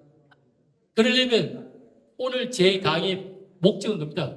그러려면 영주시에서 영주시청에서 영주시 문화원에서 영주시 문화해설사 이런 분들이 노력을 하셔가지고 영주의 지역의 젊은이들을 교육을 시켜야 됩니다.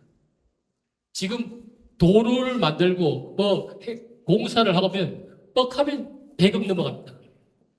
뭐 박물관 하나 만들고 체험관 하나 만들면 최하 100억이 넘어가고 어떤 것은 1000억이 넘어갑니다. 지금 전국의 지자체가 226개가 있는데 요즘 보십시오. 지자체 하나 만들 때 1,500억 이렇게 나옵니다. 인구는 5만도 안 되는데 무슨 1,000억씩 나옵니까? 제가 이야기하고 싶은 것은 그 중에 1%만 지역에 있는 젊은이들에게 교육을 시키는데 그 경제적 돈을 쓰면 이 지역에서 문제는 달라진다고 생각합니다. 그러니까 1억만 있으면 됩니다. 1억만 있으면 1년 동안 지역에 계시는 젊은이들이 사실 여기서 강의를 해야 됩니다. 그리고 여러분들은 영주시와 문화에 대한 백과사전입니다. 여기 계신 한 분 한 분들이. 그럼 여러분들이 들으면서 젊은이가 강의하면 아 저거는 내 경험상 틀렸는데 이런 걸 끝나고 난 뒤에 깊이 있게 토론을 해서 그걸 또 중간에 교정을 해주고 그렇게 해서 세대 교체가 자연스럽게 넘어가는데 지금 여기 젊은이가 아무도 없다는 것은 이 세대가 단절된 것을 의미합니다. 여기 계신 여러분들에게 영주시를 떠나라면 아무도 안 떠납니다. 왜? 자부심이 있으니까요. 그런데 지금 젊은이들은 자부심이 없습니다. 그 자부심을 키워주는 게 바로 이런 장소인데 이런 장소에서는 전혀 모르지 않습니까? 그러니까 영주시에는 교장, 교감선생님들도 반성을 하셔야 됩니다. 교육청에 계시는 분도 반성을 하셔야 됩니다. 이렇게 무조건 참석을 시켜야 됩니다. 시켜서 이런 강의를 듣도록 만드는 게 가장 중요한 그게 해결 방안입니다. 그리고 지금까지는 영주가 태백산맥, 소백산맥을 지나면 바로 영주입니다. 영주는 10성지 중에 1성지다. 그리고 남사구가 여기서 지나가면서 말에서 내려가지고 사람을 구해주는 산이다.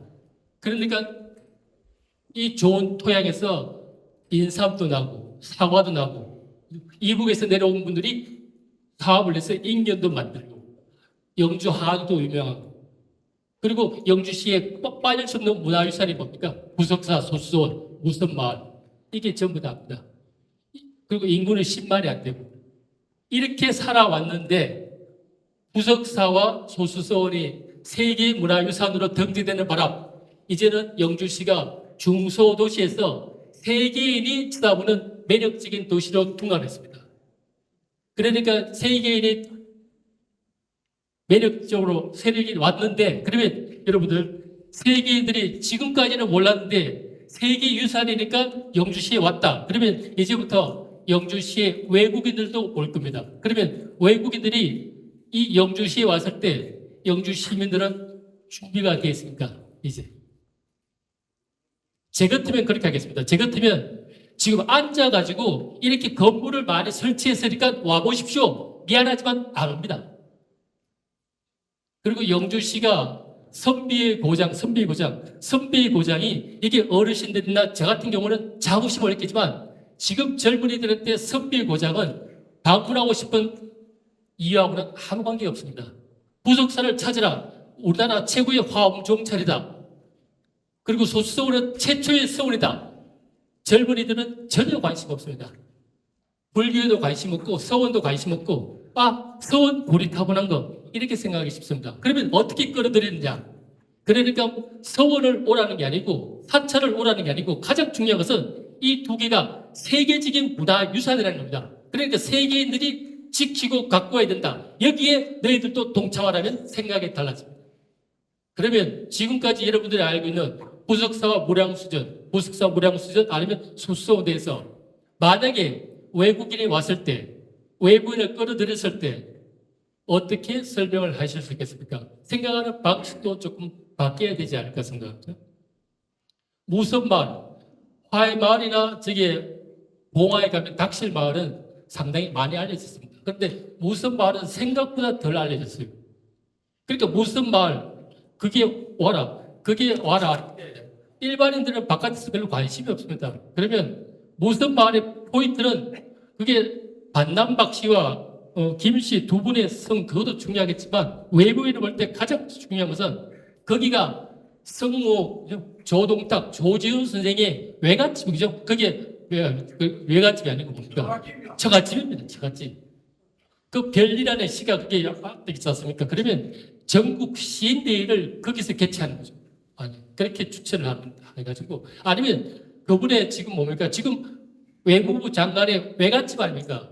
그러면 외교부에 연락을 하든지 해가지고 그렇게 일단 초빙을 해야 됩니다. 끌어들여야 됩니다. 대한민국에 있는 외교관들 전부 다 문서를 한번 보내보십시오. 문서를 보내보셔가지고 여기 영주에 와라. 그러면 왔을 때 여러분들이 이제 어떻게 준비하겠습니까? 그게 제일 중요합니다. 그러려면 먼저 인재를 키우셔야 됩니다. 인재를. 여러분들 머릿속에 있는 것을 젊은이들에게 알려주셔야 돼요. 알려주세요. 그러니까 아카데미를 하든 이렇게 지속적으로 한 3년만 영주시청에서 영주문화원에서 이렇게 지속적으로 강의를 하셔가지고 외부 유명한 강사를 끌어들여가지고 계속 강의를 하시면서 뭔가 서서히 반하죠. 뭔가 점진적으로 바뀔 수 있는 그런 환경을 좀 모색해 주시면 좋겠습니다. 제가 맨 처음에는 사실은 이 강의를 안 하려고 했어요. 제가 지금 전국을 다니면서 강의하면서 한 500회 이상을 했습니다만 30분짜리 강의를 해본 적이 없어요. 최소한 2시간, 보통 4시간입니다. 많으면 7시간을 달라 했습니다. 감사원 같은데 제가 1시간 다른 거에서 감사원 대표하고 싸워가지고 4시간을 받아내고요. 경기도 인재개발 같은 것은 싸워가지고 7시간을 받아냅니다. 근데 30분 하니까 자신이 없어요. 그래서 집에서 며칠을 고민했어요. 슬라이드를 240장을 만들었어요. 근데 그걸 120장으로 줄이고 80장으로 줄이고 60장으로 최종적으로 어제 새벽 2시 40분에 60장으로 줄였어요. 그러니까 60장을 30분 하는 건 좀 무리죠. 그래서 그냥 여러분들에게 그림이나 좀 보여드리겠다. 그렇게 생각하고요. 오늘 여러분들에게 이제 방금 했는 거 하고 싶은 말은 거의 다 했는 것 같습니다. 인재를 키우셔야 됩니다. 인재를.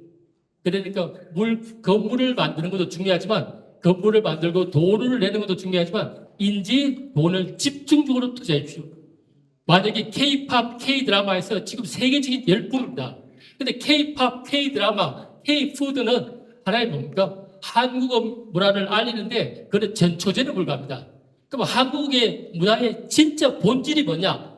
한국인의 정신 속에 있는 한국인의 정신을 이끌어가는 그 사상, 이념이 뭐냐 하면 여러분도 이해하다시피 불교와 유교 아닙니까?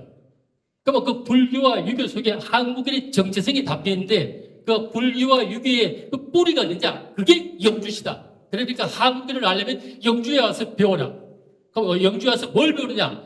부석사와 소수원에 가면 답이 나온다. 그렇게 제가 만약에 유치했단 말입니다. 한 2,000명을 유치했어요. 그러면 그다음부터는 여러분이 책임지셔야지. 유치는 제가 했으니까. 근데 그게 지금 안 된단 말입니다. 교육이 안 돼가지고. 머릿속에 아는 거하고 말하는 거하고는 전혀 다른 문제입니다. 여기 부석사 소수원은 이렇게 여러분들 제하고 지금 대화를 하면 여러분 하루 종일 이야기해도 모자랄 겁니다. 그거 하고 외국인이 왔을 때 아니면 학교 선생님들이 왔을 때 아니면 어린애들이 왔을 때 만약에 외교관 대사들이 왔을 때 강의 방식은 전부 다 달라야 됩니다. 그러니까 정신바짝 차리셔가지고 유치를 하셔야 되는데 그 중에 일부 오늘 여러분들에게 혹시 도움이 될까 싶어서 한번 자료를 만들어 봤습니다. 자, 좀 틀리는 게 있더라도 여러분들 외부 사람이니까 좀 양해를 좀 여러분에게 보여드리겠습니다. 저는 이제 거의 뭐 전국을 다니면서 강의를 하는 사람이고요. 여기가 빌어봅니다. 죄송하지만 앞에 불 좀 꺼줘도 되시는데 안 되겠어요. 불 꺼주시되 여기가 빌어봉입니다. 빌어봉. 여기가 빌어봉 정상입니다. 그러면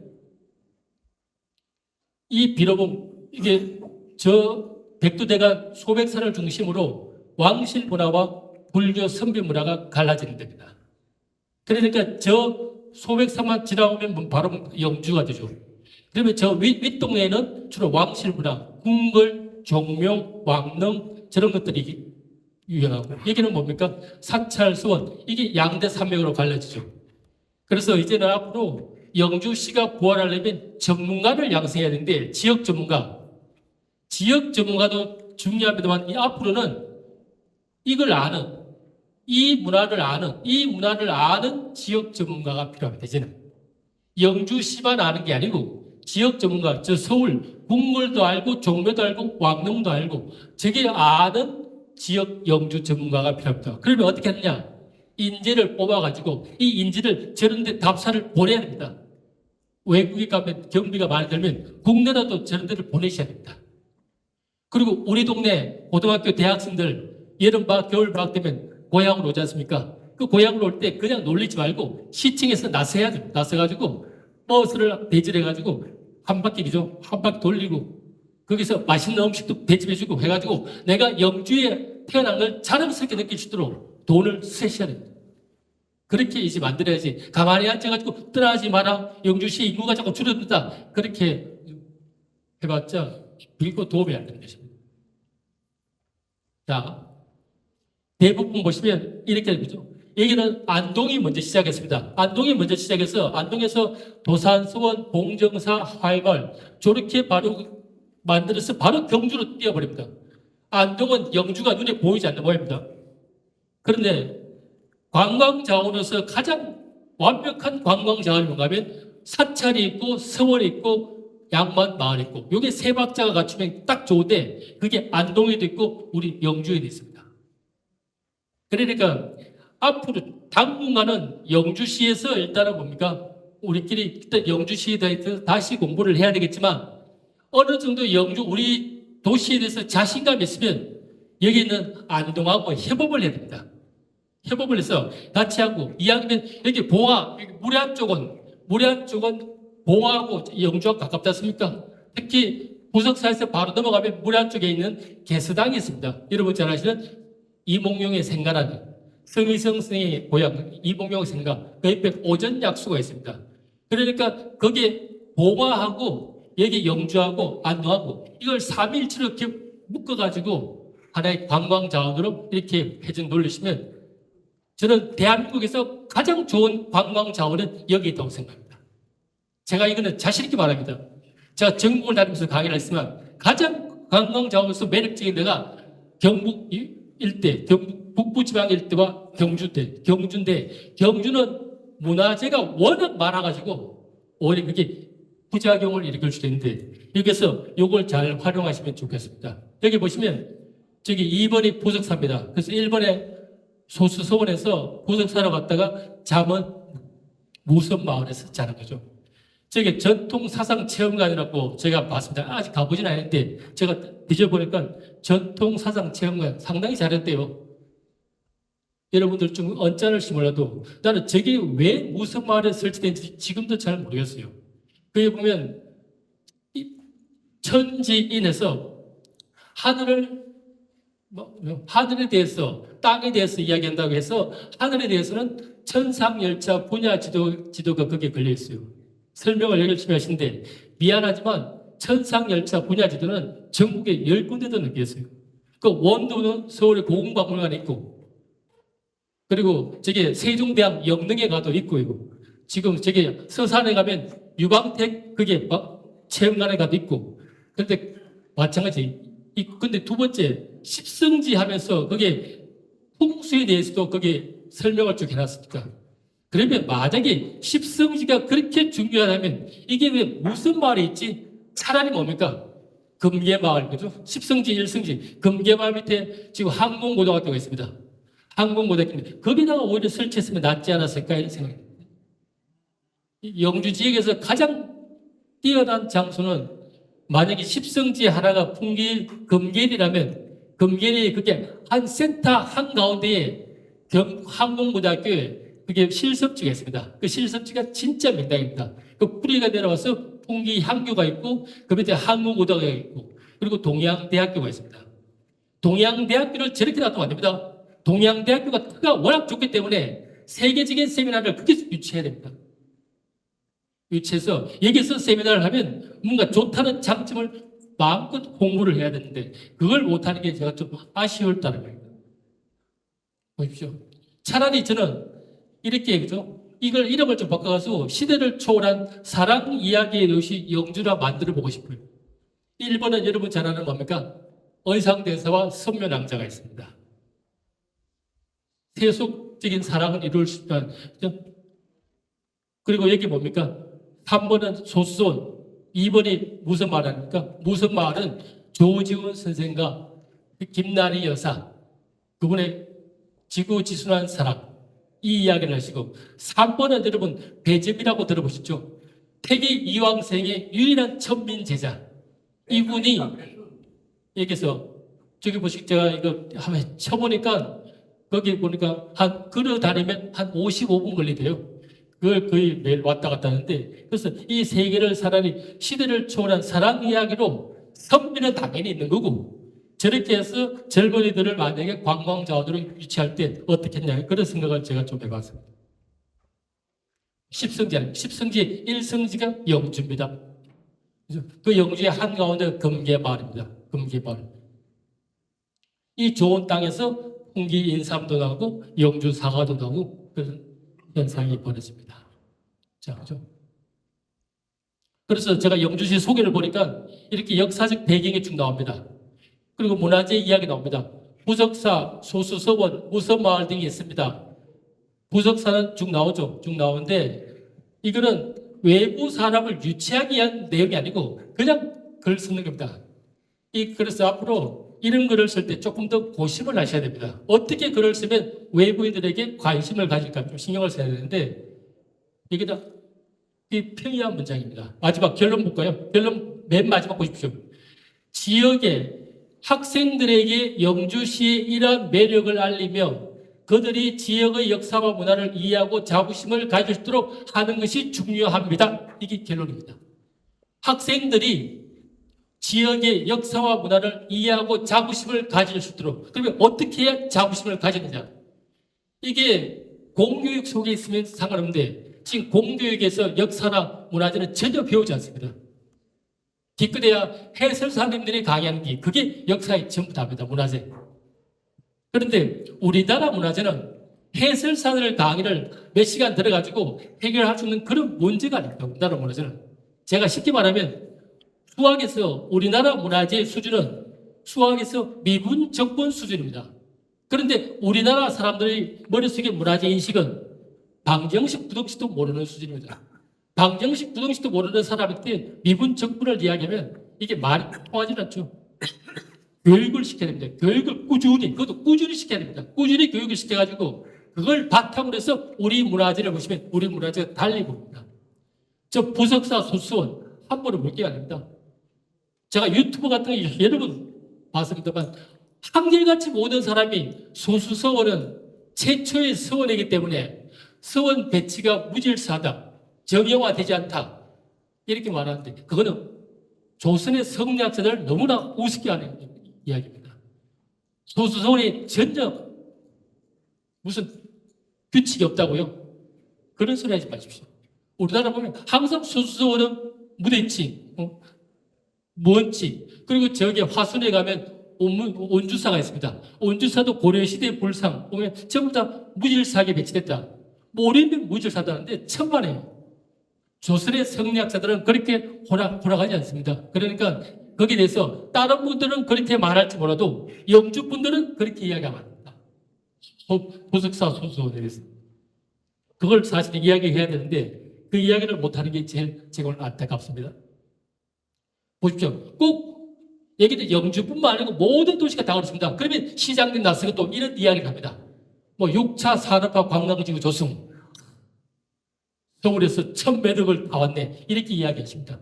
부석사 소수서원이 세계유산으로 등재됐다. 그리고 마구령 터널이 개통됐다. 그러니까 저걸 기념하기 위해서 이제 이런 걸 만들면 그죠? 130만 명 관광객을 유치할 수 있겠다. 자, 왔다 칩시다. 이분들이 어떻게 할 건데요? 지금 여러분들 10월달 주말에 부석사 가시면 지금 차를 댈 데가 없습니다. 지금. 그러면 여러분 볼 때 부석사 성공했는 겁니까? 그분들 와서 돈을 씁니까? 안 쓰죠. 가장 중요한 거는 사계절 평범하게 아무 때나 오셔가지고 반드시 주무시고 가도록 만들어야 됩니다. 주무시고. 본인 스스로가 만약에 당신이 부석사 왔는데 부석사에 아침 일출이나 저녁에 해맞이를 못 보면 당신은 평생 후회할 것이다. 이런 생각해가지고 그런 이미지를 당신이 소수서원에 갔으면 거기서 적어도 30분만 앉아있으면 보약 30만 원짜리 한 점 먹는 것보다 100번 낫다. 이런 이미지를 씌워줘가지고 그냥 단순하게 우리나라 관광문화의 특징이 있지 않습니까? 빨리빨리. 그리고 인증샷. 한 번 간 곳은 가지 않는다. 이런 천박한 문화 때문에 이 조문화재가 그렇게 전부 다 다운되는 겁니다. 어떻게 하루 일과가 보면 서울에서 아침 6시에 출발, 풍기 IC 지나서 소수도 들렀다가 무석사 들렀다가 무선마을 들렀다가 서울 도착 저녁 8시. 미친 관광이죠. 그게 어떻게 가능합니까? 가가지고 인증샷 찍고 가봤네. 야 나중에 무석사 한번 갈래? 야 그 예전에 가봤어. 뭘 쓸데없는데 가보지 않는데 가자. 이게 우리나라 사람들이 관광에 대한 이미지입니다. 저는 부석사를 죄송하지만 30번도 넘게 갔습니다. 갈 때마다 달랐습니다. 요번에 가서 새로 봤어요. 새로운 걸 딱 보이는데 갈 때마다 새롭죠. 우리 문화재가 하나씩 하나씩 이야기를 해줍니다. 그 이야기를 좀 여러분들에게 해드리고 싶습니다.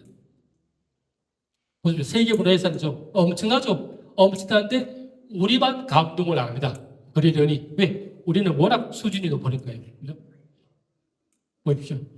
여기 그죠? 이런 것들이 세계문화유산인데 여러분들 저는 만약에 영주시의 문화해설사분들이나 영주시의 문화와 관계되는 공무원들이나 문화재에 관계되는 그런 분들은 반드시 이걸 전부 다 보셔야 됩니다. 이걸 다 보시고 난 뒤에 자 이렇게 좋은데 우리 영주시의 문화재는 어떤 차별화를 시킬 것이냐 여기에 답이 있다고 생각합니다. 볼까요? 자 보십시오. 이런 게 있죠. 이런 것들은 뭐 오늘 이야기할 대상이 아니고요. 자 한국의 산지성원에서 이렇게 7개 가운데 부석사입니다. 그러면 7개 가운데 부석사면 다른 절들도 전부 다 뭡니까? 관광객을 아니면 유치하기 위해서 심혈을 기울일 것입니다. 그러면 우리 부석사가 어떤 이유 때문에 세계문화에 등재됐는데 그러면 이 절들과 비교했을 때 차별화되는 것이 뭐냐? 거기에 대해서 고민을 하셔야 됩니다. 이제 공부를 하셔야 됩니다. 왜 사람들이 저 7개 중에서 우리 부석사를 찾아야만 되냐? 딴 절도 많은데 물론 전부 다 가면 좋겠지만 만약에 한 절을 택하라 했을 때 부석사를 택하겠다. 그 장점을 여러분들이 만들어내셔야 됩니다. 이제 관계되시는 분들. 여기 계시는 분들이 영주시의 대표적인 지성인들 아니십니까? 그러니까 그리고 여러분 머릿속에는 아까 했잖아요. 영주시의 역사와 문화에 대해서 한가득가 안 했습니까? 그러니까 전부 다 백과사전 아니십니까? 백과사전. 그걸 그냥 놀리지 마시고 이제 뿜어내셔야 됩니다. 여러분들이 세월이 지나서 돌아가시면 영주시의 세세한 디테일한 것은 전부 다 묻혀버립니다. 묻혀버리기 전에 그러니까 여러분들은 무조건 아프시도 안 되고 건강하셔야 됩니다. 그게 여러분들의 임무라고 생각하죠. 자, 이 중에서 하나 부석사가 등재가 되었고요. 그 다음 서원 마찬가지입니다. 이 9개 서원 쟁쟁한 한 조선의 성리학자들을 전부 다 배양했습니다. 그러면 이 쟁쟁한 배양을 했는데 소수서원은 왜 유명한 얘기죠? 왜? 소수서원. 별거 없던데 서원하면 도산서원, 병산서원 아니야 할 때 소수서원, 병산서원 아니야 할 때 아니야. 그게 본질을 보려면 소수서원에 와야 돼. 자신감 있게 이야기하려면 여러분들이 실력이 있어야 합니다. 제가 그냥 하는 말이 아니고 도산서원이 아니고요. 도산서원이 한국정신문화의 뿌리라고 하는데 한국정신문화의 뿌리는 도산서원이 아니고 소수서원입니다. 도산서원은 10배라고 생각하시고 그러면 그 뿌리 여기서 한국문화의 정체성을 찾았다. 그걸 지금 한국에 우리말을 이해하는 외국인이 100만 명이 넘습니다. 그 친구들에게 아마 대사관들에게 편지를 보내면 상당히 많은 분이 답장이 올 겁니다. 그러니까 그분들이 여기 영주에 왔을 때 그다음 여러분들이 어떻게 그분들을 이제 안내를 하느냐 거기에 대해서 고민을 해주시기 바랍니다. 만약에 필요하시면 저를 부르시고요. 자, 이렇게 여러분 가장 기억에 남는 사찰이 있습니까? 딱 물으니까 유럽 사람들은 굴국사를 제일 좋아합니다. 유럽 사람들은. 일본 사람들은 서람사를 제일 좋아합니다. 그런데 한국 사람은 부석사가 넘버원 1위였습니다. 부석사. 왜 하니까 그냥 경치가 죽이잖아. 그지? 최순우 선생이 베를린 기둥에 섰어. 그 다음 하니까 뭐 그거지만 경치가 죽여. 그지? 그러니까 추상적입니다. 내용이 막연하게.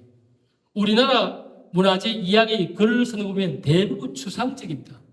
서원에 입지 좋고 나면 경치가 좋아서 그죠? 유생들이 공부하기 좋은 땅. 되게 추상적이라니까요. 그럼 그걸 가지고 우리가 딱 적용을 하려면 적용 자체가 안 됩니다. 왜?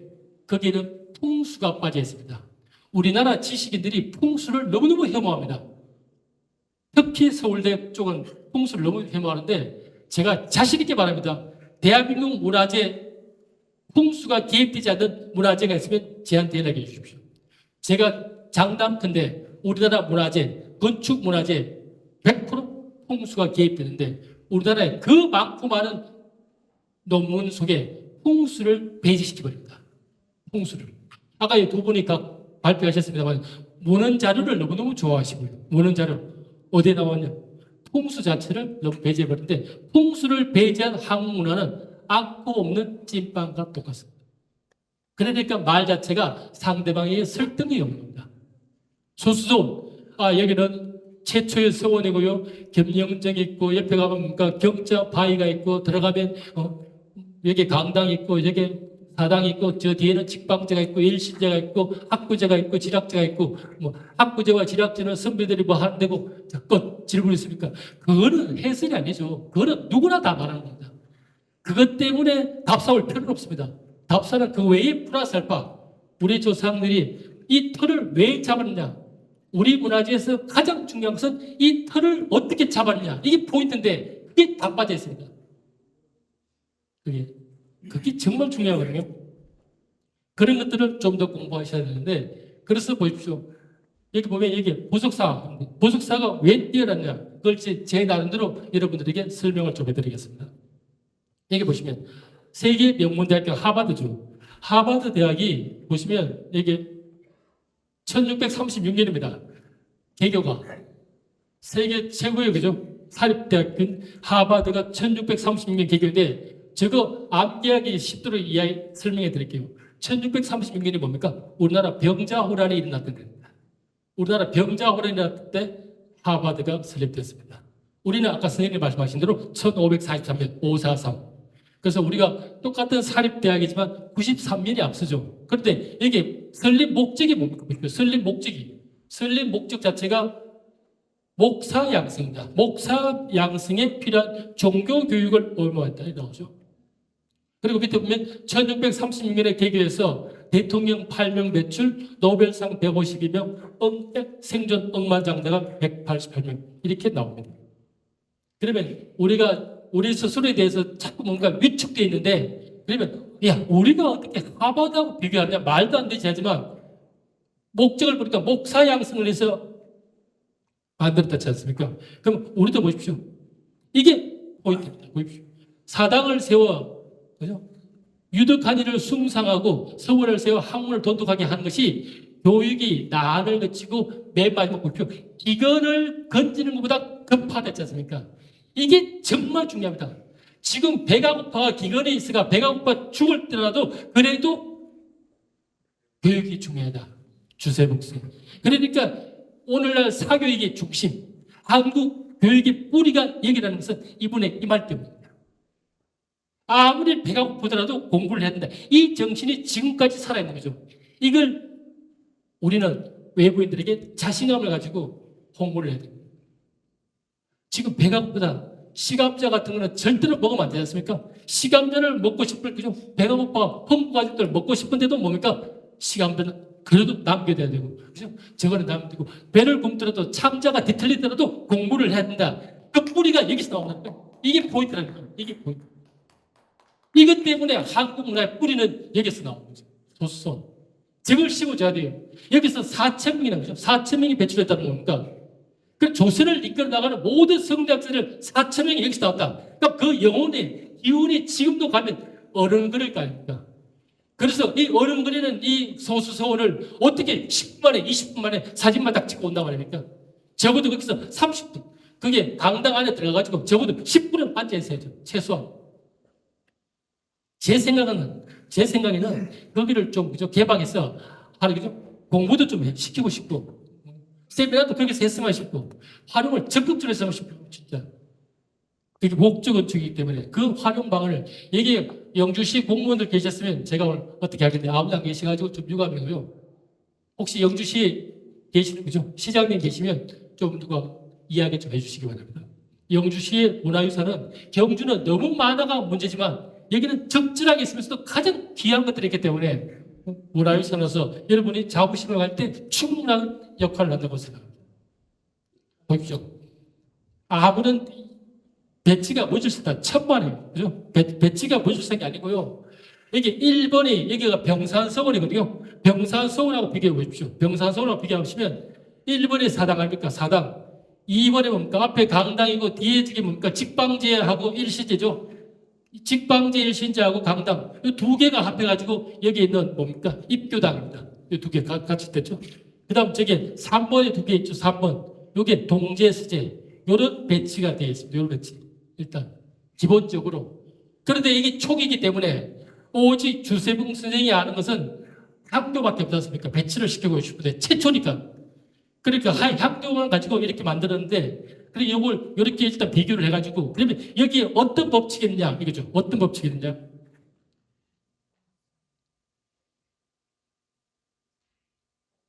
저게 기운이 저기서 내려옵니다. 기운이 저 소백산에서 그죠? 소백산에서 비로봉에서 원적봉을 거기 저기 비봉산으로 해서 여기 영구봉으로 바로 내려옵니다. 기운이 그 기운이 바로 저렇게 떨어집니다.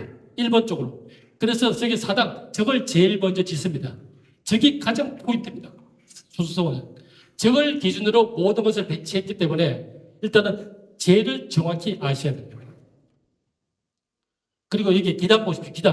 기단이 제일 높고 기단 폭이 낮죠. 기단을 가지고 위아래를 또 만들었습니다. 기단을 가지고 또 위아래를 만들었죠. 제일 포인트가 보시면 여기가 일반인을 볼 때는 정면이죠. 일반인을 볼 때는 정면인데 정면에 이렇게 아궁이가 있는 정면은 없죠. 아궁이가 있는 정면. 원래 아궁이가 있는 정면 없고 정면 4칸짜리 짝수짜리 정면은 없습니다. 그러니까 여기는 정면이 아닌 거죠. 그럼 저기가 정면입니다. 측면이 정면이 됩니다. 그러니까 주세붕 선생이 볼 때 여기 숙수사지를 이야기했지 않습니까? 숙수사지. 그러니까 일단 제일 먼저 사당을 만들었습니다. 임금은 남면하라. 그 정신에 따라서 사당을 남면으로 만들었습니다. 그런데 사당을 남면으로 만들었는데 그 1년 뒤에 공부를 시키는 강당을 만드는데 이걸 만드는데 옛날 숙수사지를 보니까 동양이었습니다. 이렇게. 그러면 임금은 남양하다 유교 예제에 따라서 이걸 남양을 시켜버리면 이제 여러 가지 문제가 생깁니다. 남양을 시켜버리면 옆에 일직선으로 흐르는 물과 연결돼서 여기 있는 여러 가지 잡음이 생깁니다. 그리고 동양을 시키는 풍수적인 배치입니다. 그러니까 남양을 유교 예제에 의한 남양을 만드느냐 동양을 만드느냐 이걸 주세붕 선생이 엄청 고민을 했는 것입니다. 그러다가 여기서 힌트를 얻어낸 게 뭡니까? 그래. 유교 서원이니까 남양을 만들어야 되는데 이 풍수, 혈자리도 무시할 수 없으니까 두 가지 다를 살리자. 그게 바로 얘입니다. 그죠? 아, 맞아. 보석사에 이게 있었지. 그래서 이걸 커닝해서 만드는 게 이 두 가지입니다. 요 이야기만 해도 한 30분 걸리는데 오늘은 일단 이렇게 만만 보여드리겠습니다. 자, 제가 여러분들에게 잠시 한번 이야기해 드릴게요. 혹시 같이 한번 이야기해 보실래요? 여기에 궁을 조회할 때 문반의 위치는 1번입니까? 2번입니까?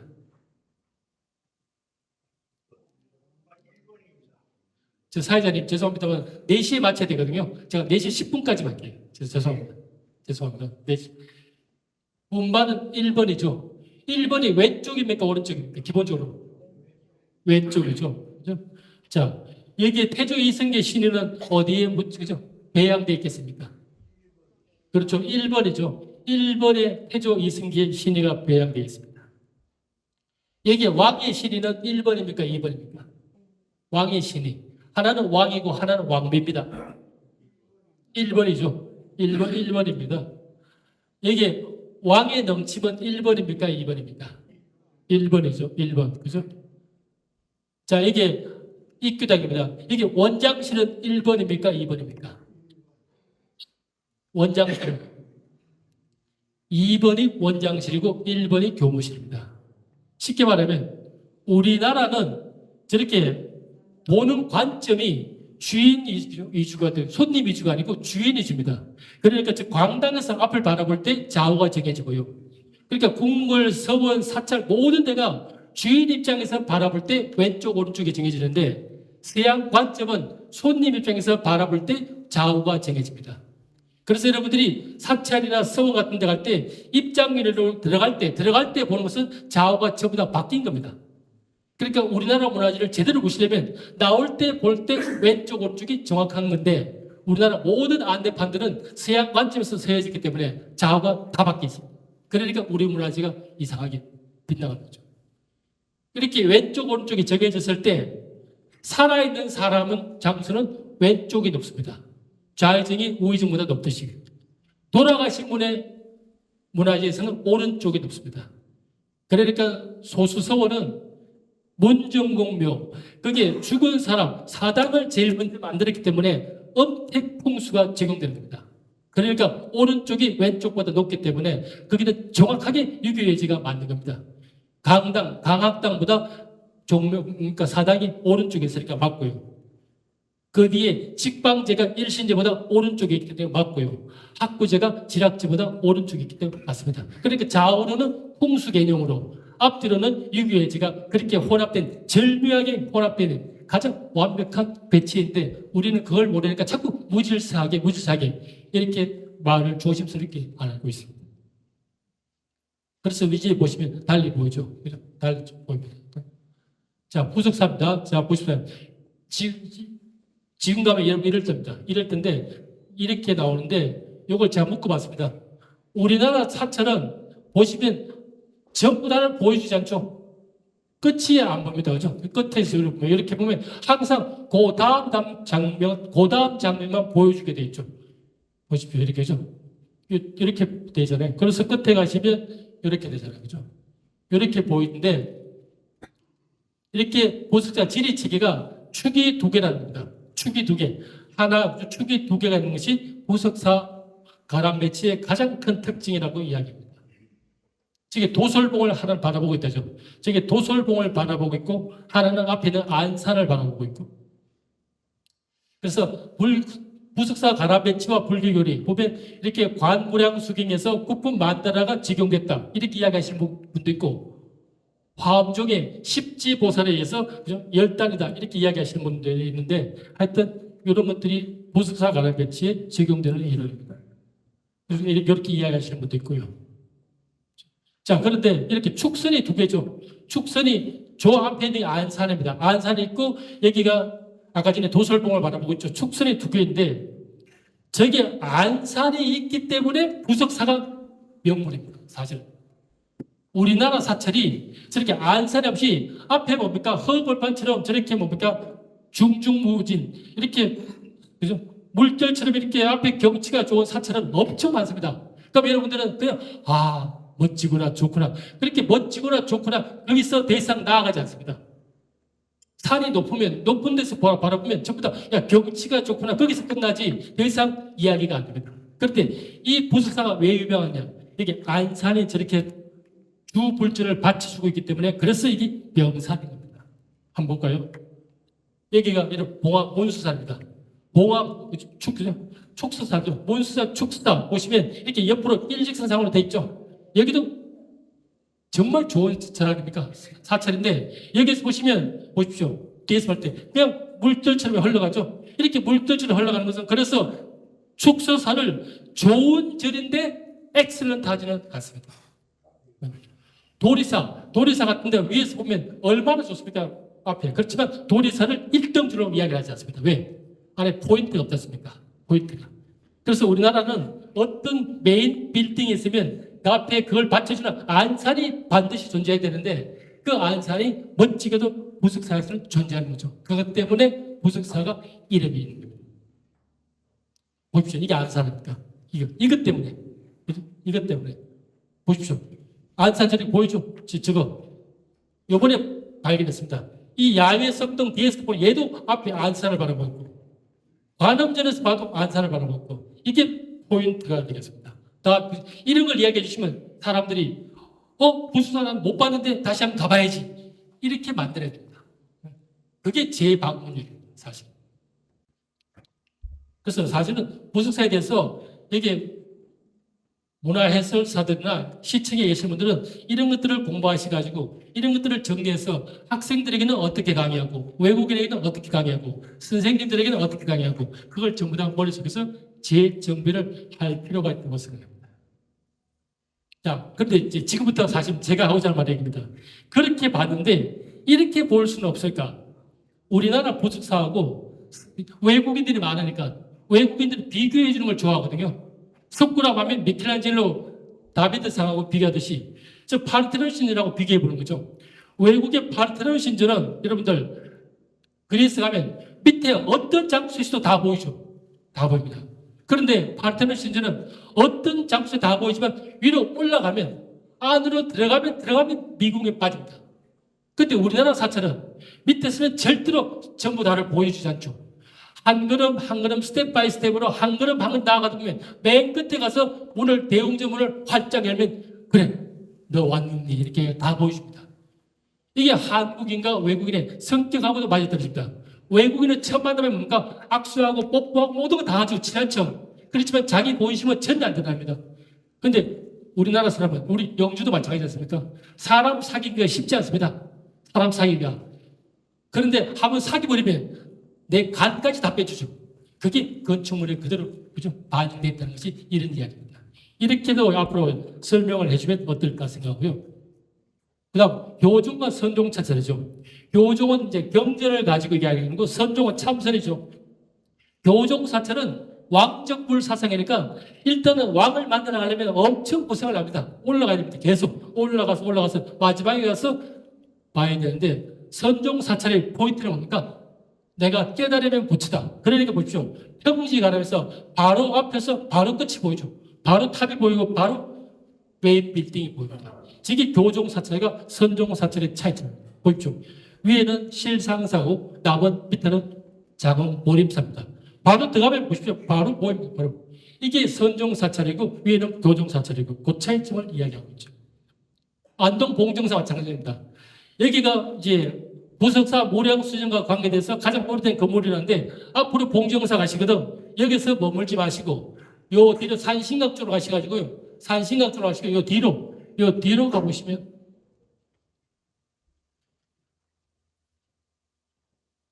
여기 뒤로 있죠. 여기 가보시고 여기서 한번 보시면요. 보십시오. 여기 보이죠. 아까 전에 부석사하고 똑같죠. 그러니까 부석사도 화엄사찰이고 봉정사도 화엄사찰. 턴을 보는 안목은 비슷하구나. 그죠? 이걸 느끼십니까? 보십시오. 저게 부석사하고 봉정사입니다. 그래, 턴을 정할 때 화엄정 사찰은 비슷비슷하구나. 이런 것들로 이제 확대 해석해서 우리 부석사를, 우리 소수소를 좀 지켜나갔으면 어떻겠냐 생각이 듭니다. 마지막으로 축대입니다. 부석삼에 가면 뭡니까? 거랭이 기법, 거랭이 기법에서 축대 이야기합니다. 이거는 불황사에도감이 있습니다. 이걸 가지고 그렇게 많이 우려먹습니다. 거랭이 기법. 자연석 위에다가 인공석을 저렇게 깎아가지고 저렇게 만들었다 하는데, 그죠? 자, 이게 경주에서 자랑하는 거랭이 기법입니다.